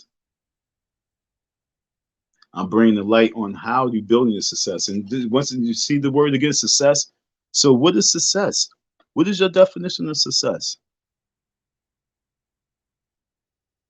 No, I'm not doing the same thing. Right now, I'm doing something way different. I'm bringing the spotlight on a coon.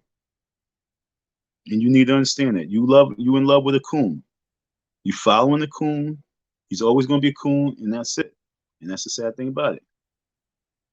Hey, I'm about to bring you on deck, all right? So I appreciate you coming on live. Hi. And yeah, what's up, girl? Who am I talking to? Huh? Who's this? This Jamie. Okay, Jamie's on deck. Yeah.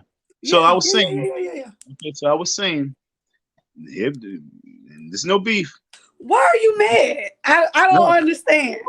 No. I'm not mad. I'm so not mad. This is what I'm trying to tell you. I'm so not mad. I'm a black man. I need you to understand. I was 21 when I was in this organization called the African Stock Exchange Association Development Corporation. I was 21 when I was in that organization. I was made a youth leader, a director. I got anointed by a queen mother, an international queen mother. I got anointed by her to be international. Wait, I'm explaining to you. So I'm not mad. I'm a chief.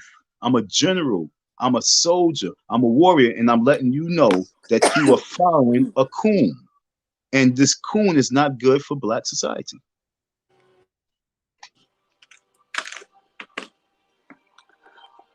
Okay. So that's not being mad. Like I said, I'm from a different cloth. I'm not from all this laughter generation, and I'm old. I'm in my 40s. I'm almost 50. I'm not young, and I'm saying that right now, like Rakim says, we're in the ghetto. Ain't nobody smiling. For us to be sitting here ridiculing another black man who's saying, "Hey, you need to get your kids off these drugs. Don't let them go there. Don't let them do this. And one build school. Let's do this. Let's do that. Let's do this." And even if he's not doing it, but then you are supporting the person who's saying what? What is Linda saying? Okay. Is it my turn? Yep. Okay. I just think Lennon's show is just funny. That's all. It's just funny. It's just entertainment. Like, it's not even that serious. It's just hilarious. That I know me, I just watch it to laugh. I think he's funny. I think all the other people are funny. But what I had asked you last time, I thought you was mad at Umar. I can't hear you. You muted. My bad. I muted it so that you can hear me.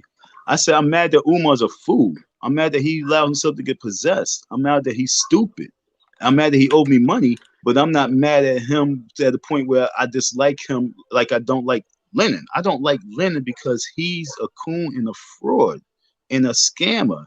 And he's a hater. And when I say a hater, he truly hates on another person for his success.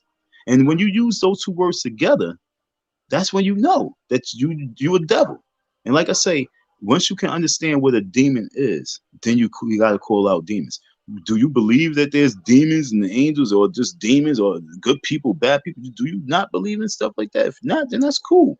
But if you do, then you have to ask yourself, what is a demon? What will a demon do? A demon is an entertainer. A demon will entertain you with hateful stuff. And that's what you guys got to grow up and understand. You're following demons. Okay, but Umar don't stole money from so many people. He I stole. mean, That's what I'm saying. Prove he stole. That's why I want y'all to use the right words. what's He going on stole. with the school? Wait. No, What's no. When you say stole, listen. What I want you to do. This is why I want you to really step up our game, because there's kids in this world that's going to pay attention to our language. If I steal from you, that means I took it from you, right? okay? If I steal from Not all the you, time. Not all the time. so how can I steal you? Because you say stole. So how can I steal Because something? people If you gave him gave me money. something, no. If you give me money, see, that's why I want you. Let's wait. Let me say something. If you gave me money, right?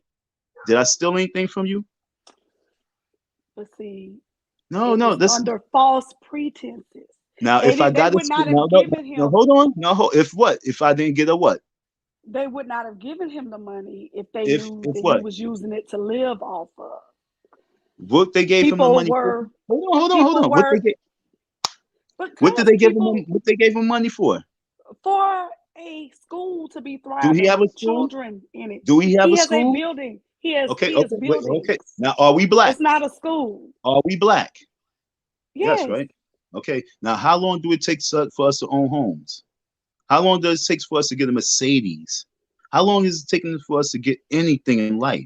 So that's why I want you to stop playing. I want us to stop playing these games. No, I want to stop playing the games. I want us to stop playing the Jerry Springer. I want us to get back into the reality of who we are and where we at and how we going to get there. Because that's what I want to know. How are we going to get to anywhere? I don't know. I went to college. I got my education like Do Umar what? did, right? He Mm-hmm. did Do that, what? right? Because he lets us know. I went to college. I have my degree. I'm a teacher, which is Okay. why I follow the Umar thing because he's very dangerous. Um, but the whole if you went out and you got all of that, like he liked to tell everybody, world's most requested, all Mm-hmm. that stuff, it should not take you that long to open those schools. It shouldn't. Now, It no, shouldn't. why not? Why not? I know people that have opened charter schools, open schools in way less time, private schools. And did they get I it have 1,000%? colleagues, Look, not I'm from gonna tell you. donations. That's what I'm trying to tell you. Once you zone in on something, this is what I want you to understand. I want you to understand something. My program is my program. My program is my youth program, Project Pick Me Up. Something I started from here. Something I started from here. I'm going, and and I swear I said the same thing in 1998 that I'm going to do it from the people. I'm not going to get no federal in this. I said this in 1998 when I was with the African Stock Exchange Association Development Corporation because I had to do something, and we already have our charter to be a government within the government. So I'm not running to these people for anything. And I'm like I said, I learned this when I was 21. We have our own constitution. The government recognizes us as a government within it, but we have to get a certain amount of people. Our people killed that organization. Our people didn't believe in it. I watch our people come in and ridicule us and break us down to a point. I'm like, yo, this is us. And niggas is coming in. And all I seen, and this was what I seen in 1997, 98 to this present day, Lennon Honors. I see Lennon Honest since 1997. So why am I mad at him? Because I've been seeing this since I was a young man sitting in this organization. We was talking about building. We was talking about building our own schools. We was talking about building our own hospitals. Everything that this nigga Umar Johnson talked about, I'm hearing that back in 1997. So this ain't no new dialogue I'm hearing. So now I'm hearing a man talk and stand strong, moving on the same principles. Now, mind you, I know my organization went out to Philly, and I know he heard my organization. Because we travel city, state to state. And I know he heard the organization. He probably even got the Constitution. So Umar Johnson might be from a deeper cloth than y'all even know, because he knows that we have power. Because if he have that Constitution, which you don't, which a lot of people don't have, but the judge has it, and they know, they recognize the Constitution that we have, but this is over most people's head, because you guys for entertainment. But when you have real warriors out here, the entertainers outshadow the warriors. And y'all make the warriors look like we're not out here with a fight. You a teacher. What's the battle? You got a bunch of sorry ass kids that ain't gonna grow up to be shit. And that's just the truth. Yes, you don't want to hear it, but that's just the facts. Why? Because I can bring up stats. I can bring, see, like I say, why we don't have that? Because what's the fact? We don't have enough parents. We don't have enough parents that's really parents to these kids. How many people come to your PTA meetings? Fix your face. How many people come to your PTA meetings? Who talks like that? Who talks like that? I'm talking like that. How many people come to? No, how many people come to your PTA meetings? How many parents come to you? First of all, we don't have PTA meetings right now because last year, the year before, that's even worse. How many parents come out to the PTA meetings? That's why the kids ain't gonna be shit, because there's no more PTA meetings. Just keep talking. Like I say, we're in the middle of a pandemic. 4 years ago, how many people was coming to these PTA meetings? And trust me, I know, because where I worked at, I mean, with decent black people. If you can't say it proudly, we had a good number. If you can't say it proudly, like the number, like, see, this is why I salute people like this. When the person says shit strong and proud, you can believe it. But when they like, I don't want to hear it. But it's not black and white. Like, I don't want to hear it. I'm talking about us right now. I'm talking about us right now. I don't care about no other race right now. I'm talking about us. No, I'm saying, how many black parents are coming to there? How many black parents is coming to the PT meeting? My school have a decent number. They come out. Okay, across the board. In the education, in the public school, which you a charter school? I teach a public school. Okay, in the public school system, and do they have a strong PTA, or the PTA strong, and the PTA parent presence? Is it strong or is it weak? And I know, trust me, I'm involved much deeper than you can imagine. No, it's not. It's bullshit. It's depressing. I help many schools and their parents and try to help them bring in parents into schools. I know it's disgusting, and that's the reason why it's disgusting. Period. Because if you take it, there's no depend. If you look at the stats and take the number and you look at the pie, and it's going to be how you like telling somebody who works in like. Because I told you, as an activist, we're gonna know different things. We're not gonna look at it because you guys on it, so you guys don't want to look bad. You a teacher, so you don't want to look bad, but the people who's an activist, we're gonna pull out and say, "Yo." I say it depends on the district, okay? Because like I work in the Atlanta I'm talking about area. Across the board, though. It depends on like if you're speaking on the suburbs, like Clayton County, Gwinnett, you know, the other was like that. They get good parent, you know. And why is that? Now the city, Atlanta, they don't. Okay, so now let's take the city. We can't blanket it. No. That's what I'm saying. So now let's take Atlanta, let's take New York, let's take Philly, let's take all the cities in every state, and let's do a percentage. Let's look at the suburbs, and do a pie and say what percentage outweighs what percentage of parents involved and parents not. It's going to be the one that outweighs is the one in the city, and the city outweighs all parents in all public schools, and so it's definitely going to be more than 65 to 70%. More than that. That's not involved at all. And that's why it's a fact that direction of that means what? It's going to be a problem. The success rate is going to be a problem. The graduate is going to be a problem. Let's stop sugarcoating shit just because you have the jobs. I ain't talking about just you. I'm talking about us. Just because we have these positions, we don't want to take the blame.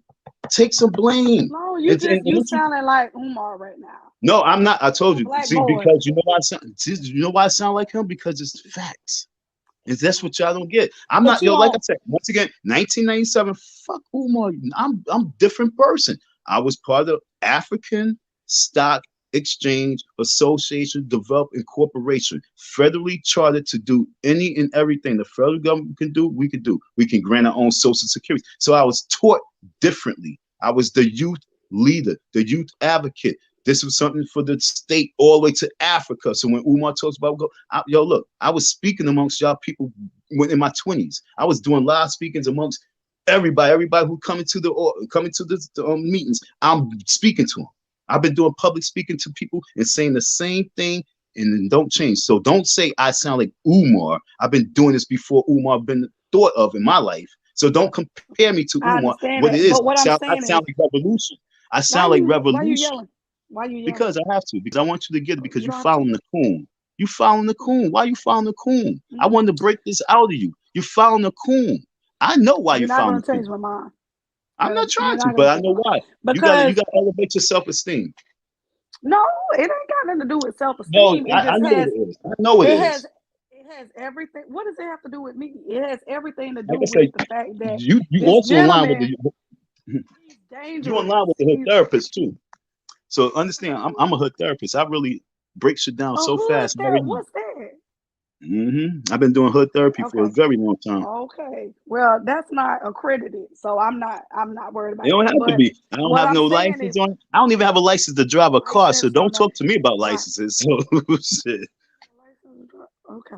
So anywho, like I said, Umar is just very dangerous, period. Just as an educator, as a the information that he gives out in terms of IEPs and those different things that he likes to insert himself into, that's very dangerous for him to be diagnosing children, and he doesn't have the proper credentials for that. He's marketing himself as a school psychologist. School psychologists work in teams. They don't diagnose children, or if they do so with a team of people that includes an actual psychologist. So Mhm. he's out perpetuating himself to be something that he's not.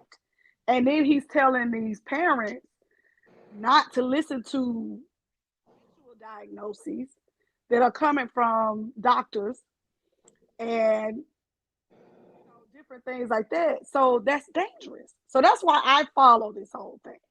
Lennon show is just funny, but I follow it because he needs to be stopped. He really does. He needs to be stopped. He is every time I see him on there talking about, oh, I'm having this, bring the IEPs. Who are you to be looking at somebody's IEP? First of all, that's confidential information. He was I on got you. live on Instagram one time reading out a kid's IEP. I'm like, what the world? Who does that? And then, like, in terms of him being an educator, he claims he was a principal, all this stuff. Who has came out and vouched and said that he was a principal or that he even worked with him? You know what I'm saying? So, a lot of things in terms of children, he is very, very dangerous and he needs to be watched. Okay, let me ask you this. We've been talking about reparations for a long time, right?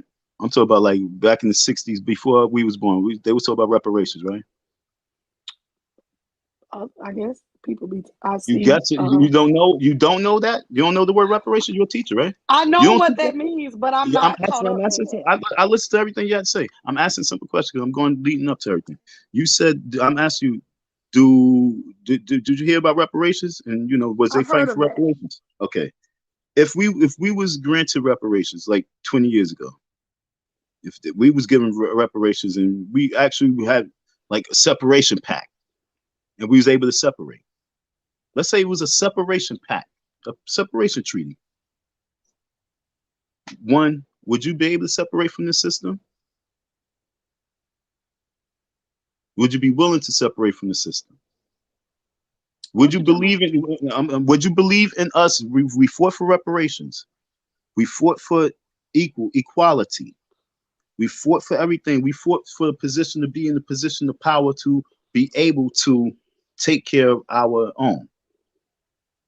Would you? Are What you system talking would about you? that whole going back to Africa stuff? I ain't say nothing about Africa. See, I see. Don't say what I So just didn't say. separated. You saying separate? I said if we had a I'm trying to separation, follow you. because you're trying to follow it to Africa. I ain't say nothing about Africa. I said if Okay. we Well, got, once you said that it's not that, then okay, see how you explain. see, I, but I that's don't. how you mind I'm control. not They into the control you. whole hotel thing, so I don't. I'm I not don't into it know. neither. I said separation. I said they was fighting for reparations. See, this is what I'm trying to see. Your mind is this slave mind. They From said slave who? mind. Excuse me? No, it's just I'm just used to just working hard and getting what I want and need based off of working. Everybody's used, So but if that's getting what you being a want. coon, I guess I'm a coon. I ain't saying, I ain't even use the word coon. I said if we had a separation pact. See, I'm trying to help you, man. Y'all are really Explain that. weird. Y'all are Explain weird. that. If there is a peace treaty, okay. Matter of fact, there was a president. I think it was Eisenhower. I can't remember, but he had the alien pact. Research it. He had the pact with the aliens. So now, if there was a pact with this government and the leaders in our movement, let's say Martin Luther King was able to accomplish something. He was able to accomplish, yo, we getting that 50 acres in the mule. And then they asked some other people like, yo, we want a little more separation. Would you been able to separate with us, or you have to stay to the system? That's the question I'm asking you. I could separate. So now, if you can, now watch this. Now, if you can separate, that means you have to have another level of trust, instant trust for us. Now, most of us don't have licenses. Most of us don't have credentials. It's like I say, this is the 60s now too. Let's stay in the 60s so you can really understand. Most of us didn't have licenses. They wasn't giving it to us. Most of us didn't. Most of us didn't have all those credentials because it's the 60s now. Okay, but there was a lot of us that did in the 60s. I'm saying no matter what, most of us, because I used the word, I said most of us, but most of us didn't. But yet and still, we had those individuals who had the skills to be able to lead, because most of us didn't have the qualifications, the papers, okay, the credentials. But now we separating. How are we going to separate if we're not trusting in one another's skills and abilities?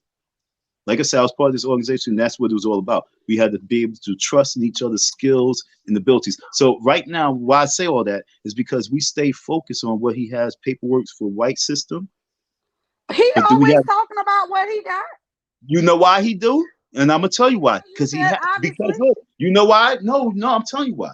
Because for black people, they just not going on the fact that, yo, because you say this, you have to show and show. Remember Busta Rhymes? Give me some more. Remember that song? Give me some more. You're lying about but you're lying about what. No. I want to remember. How you know he's lying? How do you know? A school. I just told you what a school psychologist consists of. A school psychologist. First of all, what other school psychologists do you see? I just want to know how you know he's lying. Anywhere. We could do that all day. I want to know how you know he's lying. I'm asking you this. Who else do you see out there marketing themselves as a school psychologist?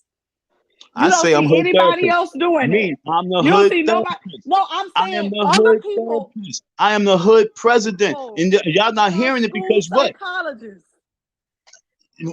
I know a lot. No, look, like I say, I know a lot of people who really. Huh? Do you have children?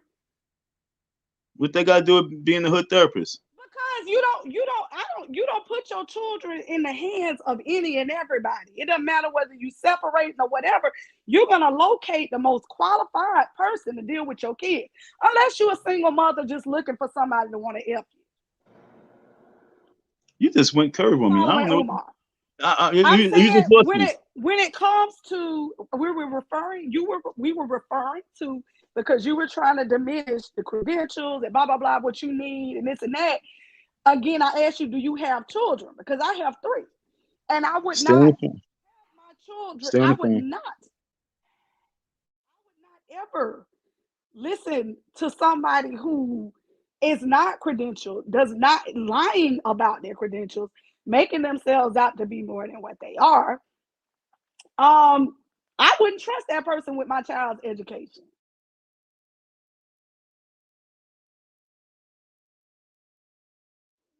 Still on you.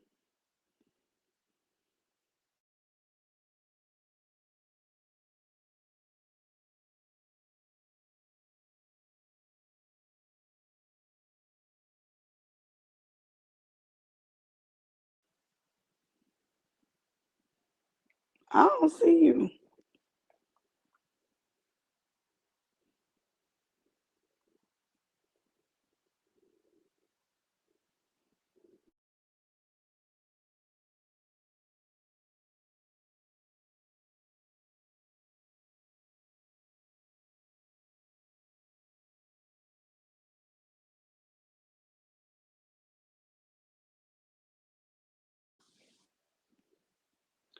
Oh, so I'm on here by myself. Oh, he must have froze up or something. Hello? Oh, there I go.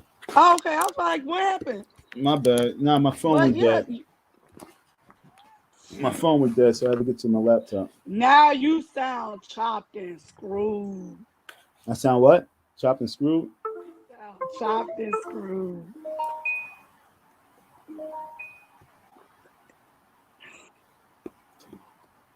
I don't know, man. It sound horrible? All right, hold on. Let me leave. Come back in.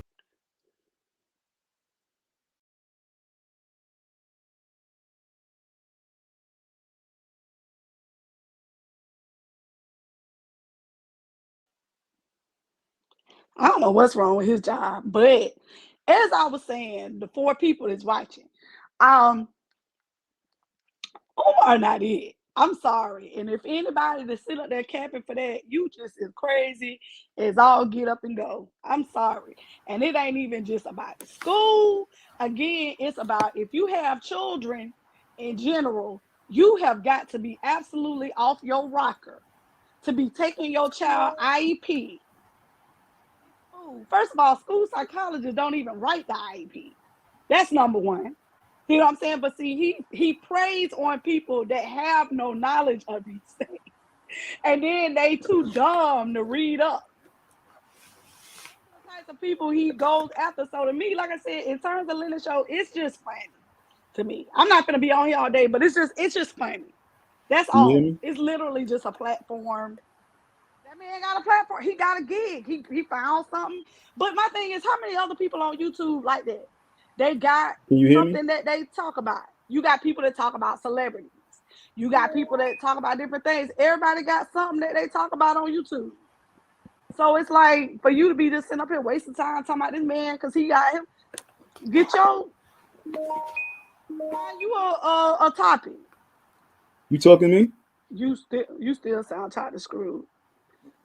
So you said talking about a man who oh my lord, this chick is crazy. She said for me to be talking about him find a topic.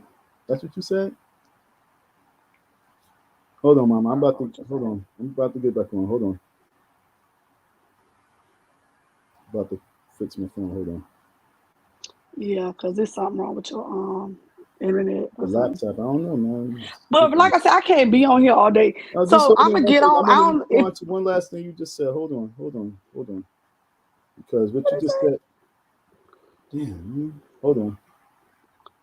What?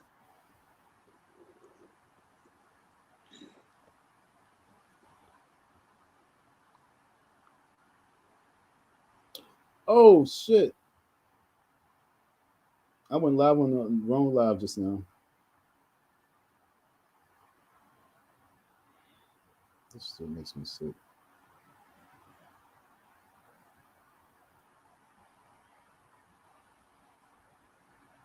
All right, my bad. Oh God, man, stupid phone. I know you being funny. Whoever that is talking about Dr. Umar is great.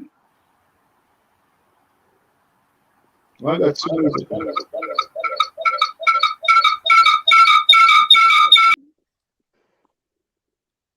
Okay, hello. I sound better? Yo, Jones, still, you must have pushed something. You pushed something that altered your voice or like the speed of your voice. What about now? Accidentally put something. What about now? You sound like Thanos, whatever his name is.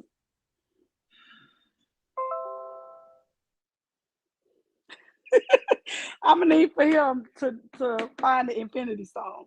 But for real though, like I said, whoever said that, you out your mind. You crazy. You are an absolute nutcase.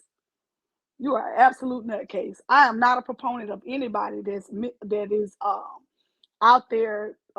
First of all, taking advantage of Black people that are uneducated. That's who he goes after. People that are uneducated, people who don't read, people who worship anybody just because they say they got a degree. They ain't got to know nothing, but they. Do I sound better? I muted you.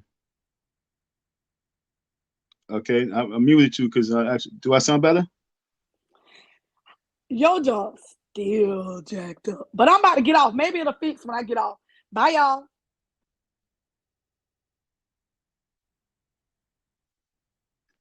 Oh boy. So now I don't know. Folks, do I sound like trash? Somebody let me know, please.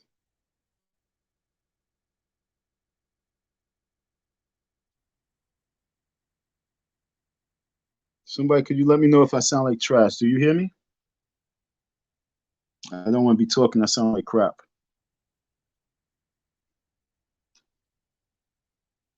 Well, anyway, I'm not really, like I say here, scratching nobody's balls. I'm here actually scratching the person back. And I ain't scratching because it's itching. I'm scratching because I'm digging claws in it. And like I said, this ain't about me worrying about nobody's success. I just thought that 4 years ago, the person's the way they was trying to build this success was horrible. Thanks, Mighty. Thank you. And then I was looking at the fact that 4 years later, they still trying to build a success off of this. And this is not the way that black man is supposed to be building his success. Black man is not supposed to be building success, breaking black man down. We're in the 2020s. This is not the time for that. This is the time for elevation of black man. So for you to be thinking that success is breaking the next man down, and you think that that's entertainment, that means that you are fully possessed by the devil. And that's what I'm trying to help you understand. Like, you are really fully possessed by this demon. And it's not about, like I say, breaking. It's not about idolizing nothing. Now, going back to what I was saying to you, like I say, when it comes all down to us separating, we have to really understand that everybody's not going to be perfect. Everybody ain't going to have credentials. Everybody's not going to do that. But we're going to have to put in place the people that can hold it down, and those people that's willing to learn and willing to read and willing to study, to learn what, to be honest, what their system, or really is our system. You know what I'm saying? Because once we create our own system, all the shit that you was talking about, IPs and all that shit, it don't matter. And with our system, we need a system of embarrassment, meaning that, yo, your child's fucking up. Everybody need to know your child's fucking up. Your child doing good, then everybody need to know your child doing good. All that private use shit and in-house shit, no, that's because they want it personal and private so they can keep it secret, so that no one knows the privacy of what's going on with you. So then they can send you, give you the drugs, they can hook you with the drugs, they can keep you on the drugs. But if everybody in the school is understanding what it is, then everybody can actually know how to deal with you. But now you get into a bunch of fights because they don't know that your fucking child has mental problems, because your child's a retard, and they don't know your child freaking is on drugs. And so now your kids always get into fights in the gym, and always getting into fights after school, always getting into fights with the people because the kids don't know how to deal with them. But when you be watching all these movies, especially with like the white kids, they be like, oh no, that's Billy, he's a retard. They know Billy's a retard. Leave Billy alone.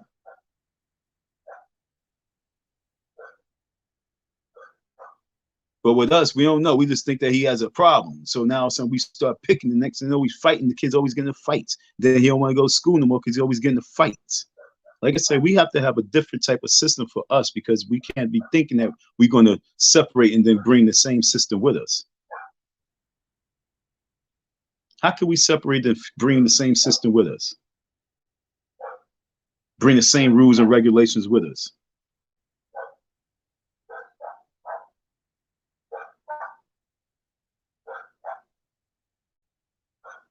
I'm really confused on, what the way our people really think when it comes to like revolution and separation.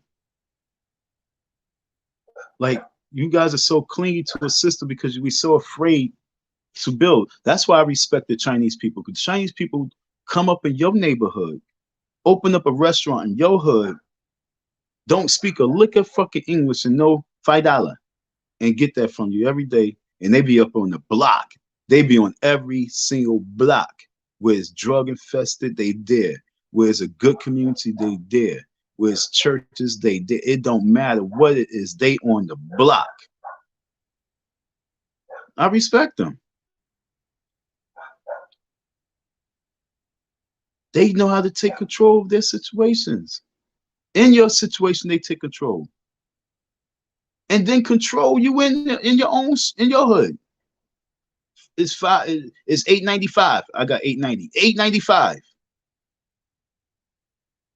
And on your block, 895. I got 890. 895. They don't care. Get out of here with that nickel. But we nickel dime each other to death. Because they know what power is. They know what respect for their culture is. We don't have that. So we think that we have to carry on everything, every system. And if you sit back and you think that sounds like Umar, then you horrible. That means that you definitely have a white power mind.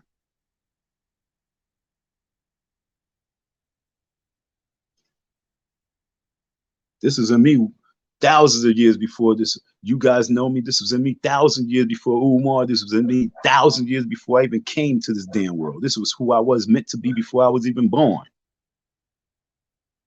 That's what I'm talking about, chosen. I was chosen to speak this speak. So if Umar sounds like me, then hey, that's a soldier. It's not I sound like Umar. If Umar sound like me, then that's a soldier. Lennon don't sound like neither one of us. Lennon don't sound like me nor Umar. And that's what's scary. Because that's a house nigga.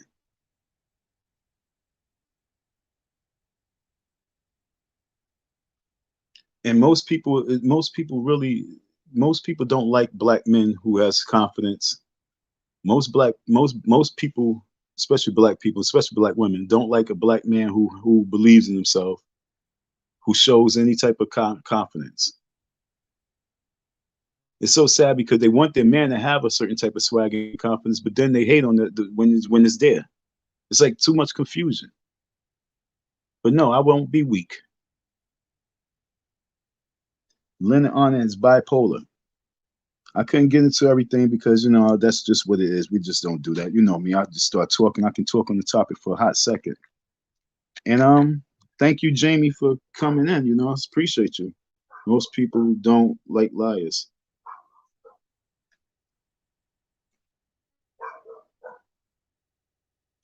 I don't know. I don't know. I think most people believe liars. You know what I'm saying? I think most people believe liars because Lennon Honor is a liar. He said there's going to be no school. It's a school. And like I say, you cannot say it's abandoned building because the building has keys and persons in and out the building. It's not abandoned if it's there. Abandoned cars when the car is left on the block and no one tends to it. Abandoned building is when a building is not occupied. You can't be talking about a person paying taxes on an abandoned building. That's what I'm trying to tell y'all. You guys are being mind controlling. Y'all listening and following dumb shit. You can't be doing this shit for the rest of your lives, yo. It's time for y'all to rise up. Black man rise, original rebels. You see, old original rebels. We've been from day one. We've always been the rebels. It's time for you to stop with being comfortable. All right, Jamie. Stop with your school comfortability. I know you're getting a little check, and I know it makes you happy that you can always make sure that you have a roof over your head and some food. But you gotta sit back and ask yourself: are you being complacent?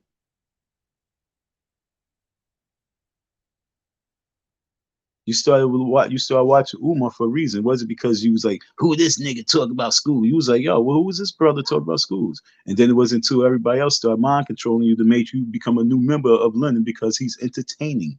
So we're gonna stop the man's dream. Jamie, it's time to wake up, sweetheart. You could keep following him, but I love the movie Noah. I watched the movie Noah with Russell Crowe. I ain't watch it when it came out, but I just watched it on YouTube. I done watched it about like 5, 6 times. I'm gonna watch it again because I love the fact that he was strong enough to let everybody drown. And I'm trying to save you guys before the floods come. Y'all sitting back there following a person that has no purpose or cause. I really want you to sit back and say, yo, Lennon, what next? After the HVAC jokes, because that's all it is. After the HVAC jokes, What next? What is next after the HVAC jokes? What's next after going back to 2018 and talking about, you know, what he said, you know, things that he said? My father said many things to the family that he was going to do for, and he didn't do it. I said many things to the public that I was going to do, and I didn't do it. This person said many things. That person said many things. My boy said, I got somebody who owed me some money. I just seen him today. I had eggs on me. I was mad. Which brings me to it. I got to call him up. But like I say, everybody say something. Do it necessarily mean that they really don't have it in their heart to get it done?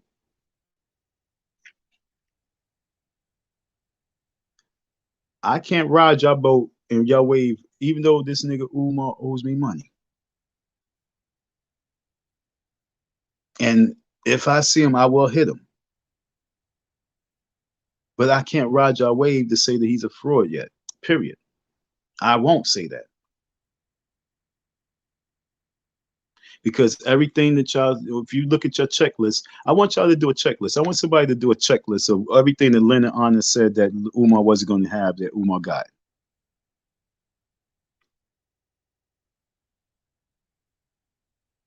And I want you to really look at the list. And then I want you to say, is this a scammer? And like she said, you know, he stole money. Like, bitch, what the fuck you mean he stole money? He said like this. He said, hit the Cash App. That's what he said. He said, hit the Cash App. He said, if you gave $10, give 20. Hit the Cash App. He didn't steal shit.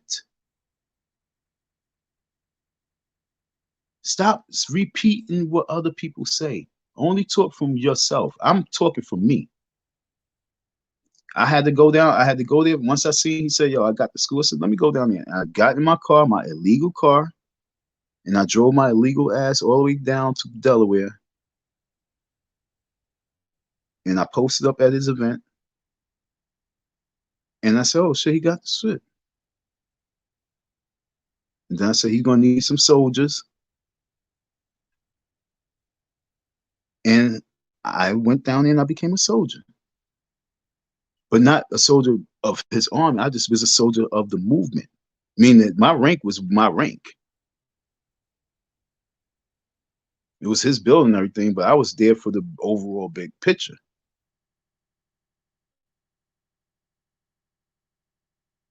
Leonard cannot provide nothing of nothing. He's talking about, yo, like I said, like I made the suggestions, homeboy, you got all that equipment, make some music, do a show, do a tour, talk about your success. Otherwise, get off this man's back and ride your own wave, because this ain't no wave to be riding. As long as you riding the Umar's wave, I'm gonna be a claw in your back. And it's not for no money. But people would like to help out, because no matter what, my struggle's real. I still need more product. I need more bags. I need to get the car fixed. I need to get my icy cart because it's almost icy season again. And I need to get all my stuff back out here. Like, yo, this is not no game. I need to build this business. I need to get more product up because I'm getting this product up for the school right now. Everything I'm packaging is all for Black History Month. I'm putting together my Black History Month package right now for the schools. And I only have enough for one school, but I want to do 10 schools. So I need that support. See, we do real shit. We don't do coon shit. Things we do, we get hugs and we get hugs and we get pictures taken by people. That's when chosen people come out, that's what they do. They take pictures and they get hugs from people.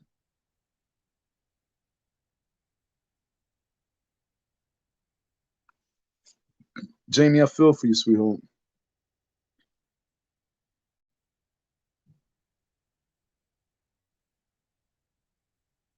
Now I'm saying she cursed and all this other shit. Look at Jamie now. Look at her. Hold up, bitch. You got me mixed up with your mama. You janky as fuck. You know what I'm saying? Whereas his HVAC ain't going up there, but yo, you can now leave. Okay? Okay, I'm janky as fuck. Whatever about my mama. What else? I'm a bitch. Okay, so now you can leave. Like I say, just stop following the coons. And you also know that you are a slave to the system. And like I say, I think most of Lennon's followers are like, I ain't even gonna say it. I'm a really harsh person, but I'm gonna say it because I'm gonna stay true to myself. I think that most of Lennon's followers are low self-esteem people, and y'all envy those people who have high self-esteem. And so y'all get y'all self-esteem up by talking about other people and trying to ridicule them to build up your self-esteem. Like I said, this is hood therapy. Most of Lennon Honor's following is low self-esteem people who had low self-esteem at one point in their lives. They envy people in their lives. They envy those people who's more successful in class. I know what his followers are. They consist of people who never just always just wanted to do and wanted to be, but didn't know how to be spotlight. And so they hate on those people who have a certain type of confidence. And they also hate on those people who shows a reflection to them of what they should have been doing or what they should do. And so they try and ridicule you and get the spotlight on you to be ridiculed upon because they know they really hurting on the inside.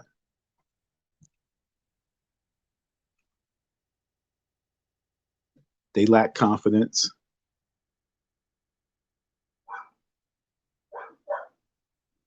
And they weak-minded.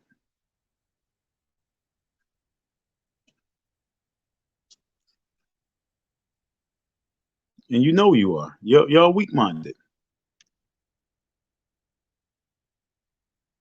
You're not the followers that become leaders. You're the followers that just become peasants. See, like I say, we play the game, follow the leader, and then the next person become a leader. You guys are the followers of peasants, so you guys become the next peasant with mental issues. This chick talked about, I asked about reparation, the bitch freeze up. This is why I don't like people like that. And I call you bitch because you call me bitch. You said something about my mama. I said, I'm into reparation. Anybody who frees up once you hear reparation, they are coon.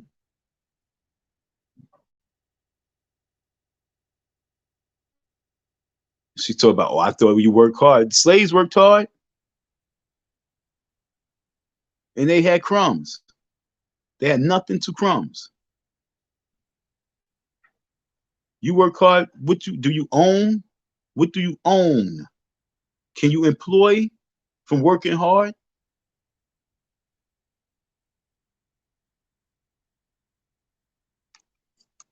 Like the big fat white Jew said to me, he said, the problem with you people is you're hard workers, but you're not smart workers.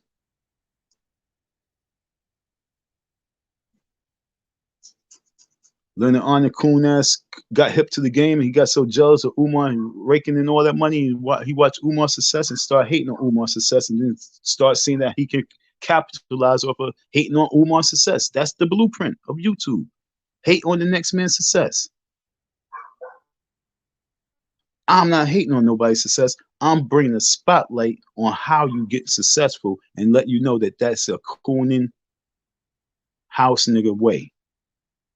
And you can do better. Right now, he can have much more success right now if he would stop having that negative energy and turn it positive. Stop trying to give the building to the city and keep the building in the cipher. That's what I want you to understand. Why y'all want the buildings to go to the city as opposed to not keeping it in cipher?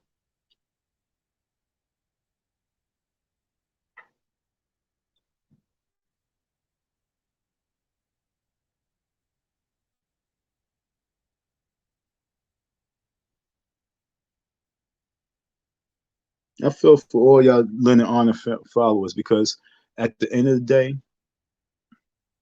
I was looking at this dude, Mr. Skinny. I was looking at Mr. Skinny, and like he said, he says, "Yo, he's not no Umar Johnson supporter." He said, "Fuck him." You know what I'm saying? Agreed. Reason why I say fuck him, because he's a stupid ass who had a good ultimate troll. He had a warrior, and he played him for some old dope fiend painters. And if they wasn't on some dope fiend, they was dope fiends to me, because they was peasants. I wouldn't have had the peasants on the building. We're doing the work. If I was going to have people doing the work on the building, it would have been all the people that was painting the building, the supporters. We would have continued the job. But he had us do the bottom part, and he tried to find somebody to do the top part. But he had the foolish of fools doing this shit, and that caused the separation of me and this dude, because I wasn't tolerating these niggas waking me up to come and do half-ass job for nothing.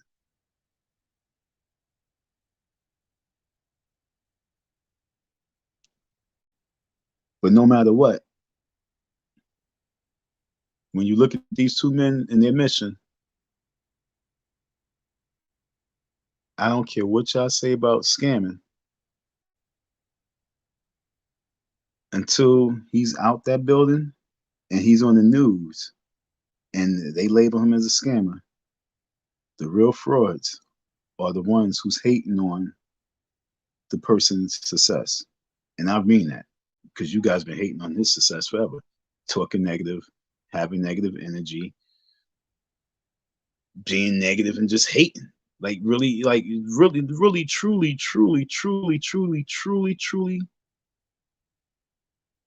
axe in your hand, machete in your hand, gun in your hand, and the fucking a bomb with the detonator, and ready to do it all one shot, because you are weak in your mind and you cannot move forward and do the dreams that you wanted to do when you was a child. Most people who have that energy towards people like us is those people who could not maintain their dreams and then had to go the other route and just settle and work. And then they try to put themselves on a different pedestal because they are claiming a check. And so they trying to put you down because you still getting your dream.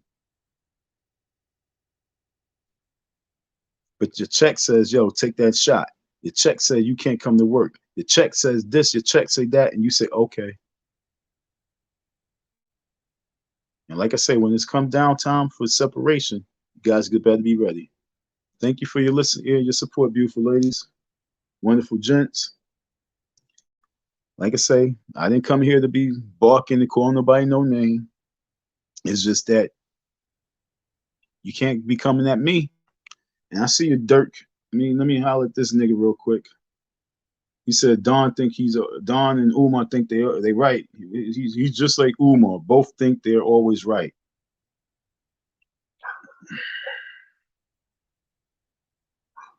I'm gonna correct you. I'm gonna correct you.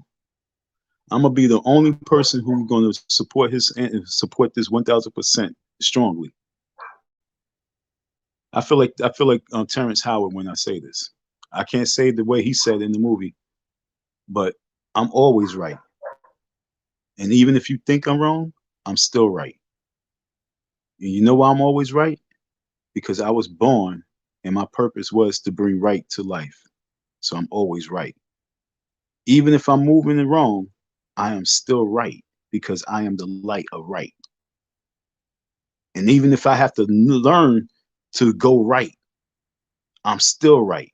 Even if you thought I was wrong, because that's my purpose, to be right. Okay, Dirk? My purpose in life is to bring right to the light. Even if that means still learning to be right, I will be right. Get your mind right.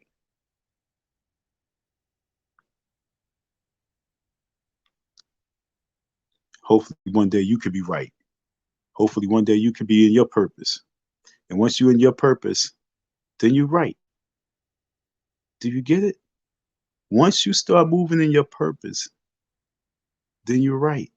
I'm living in my purpose. So I'm right. Getting your purpose, then you will hear me right. Get your mind right.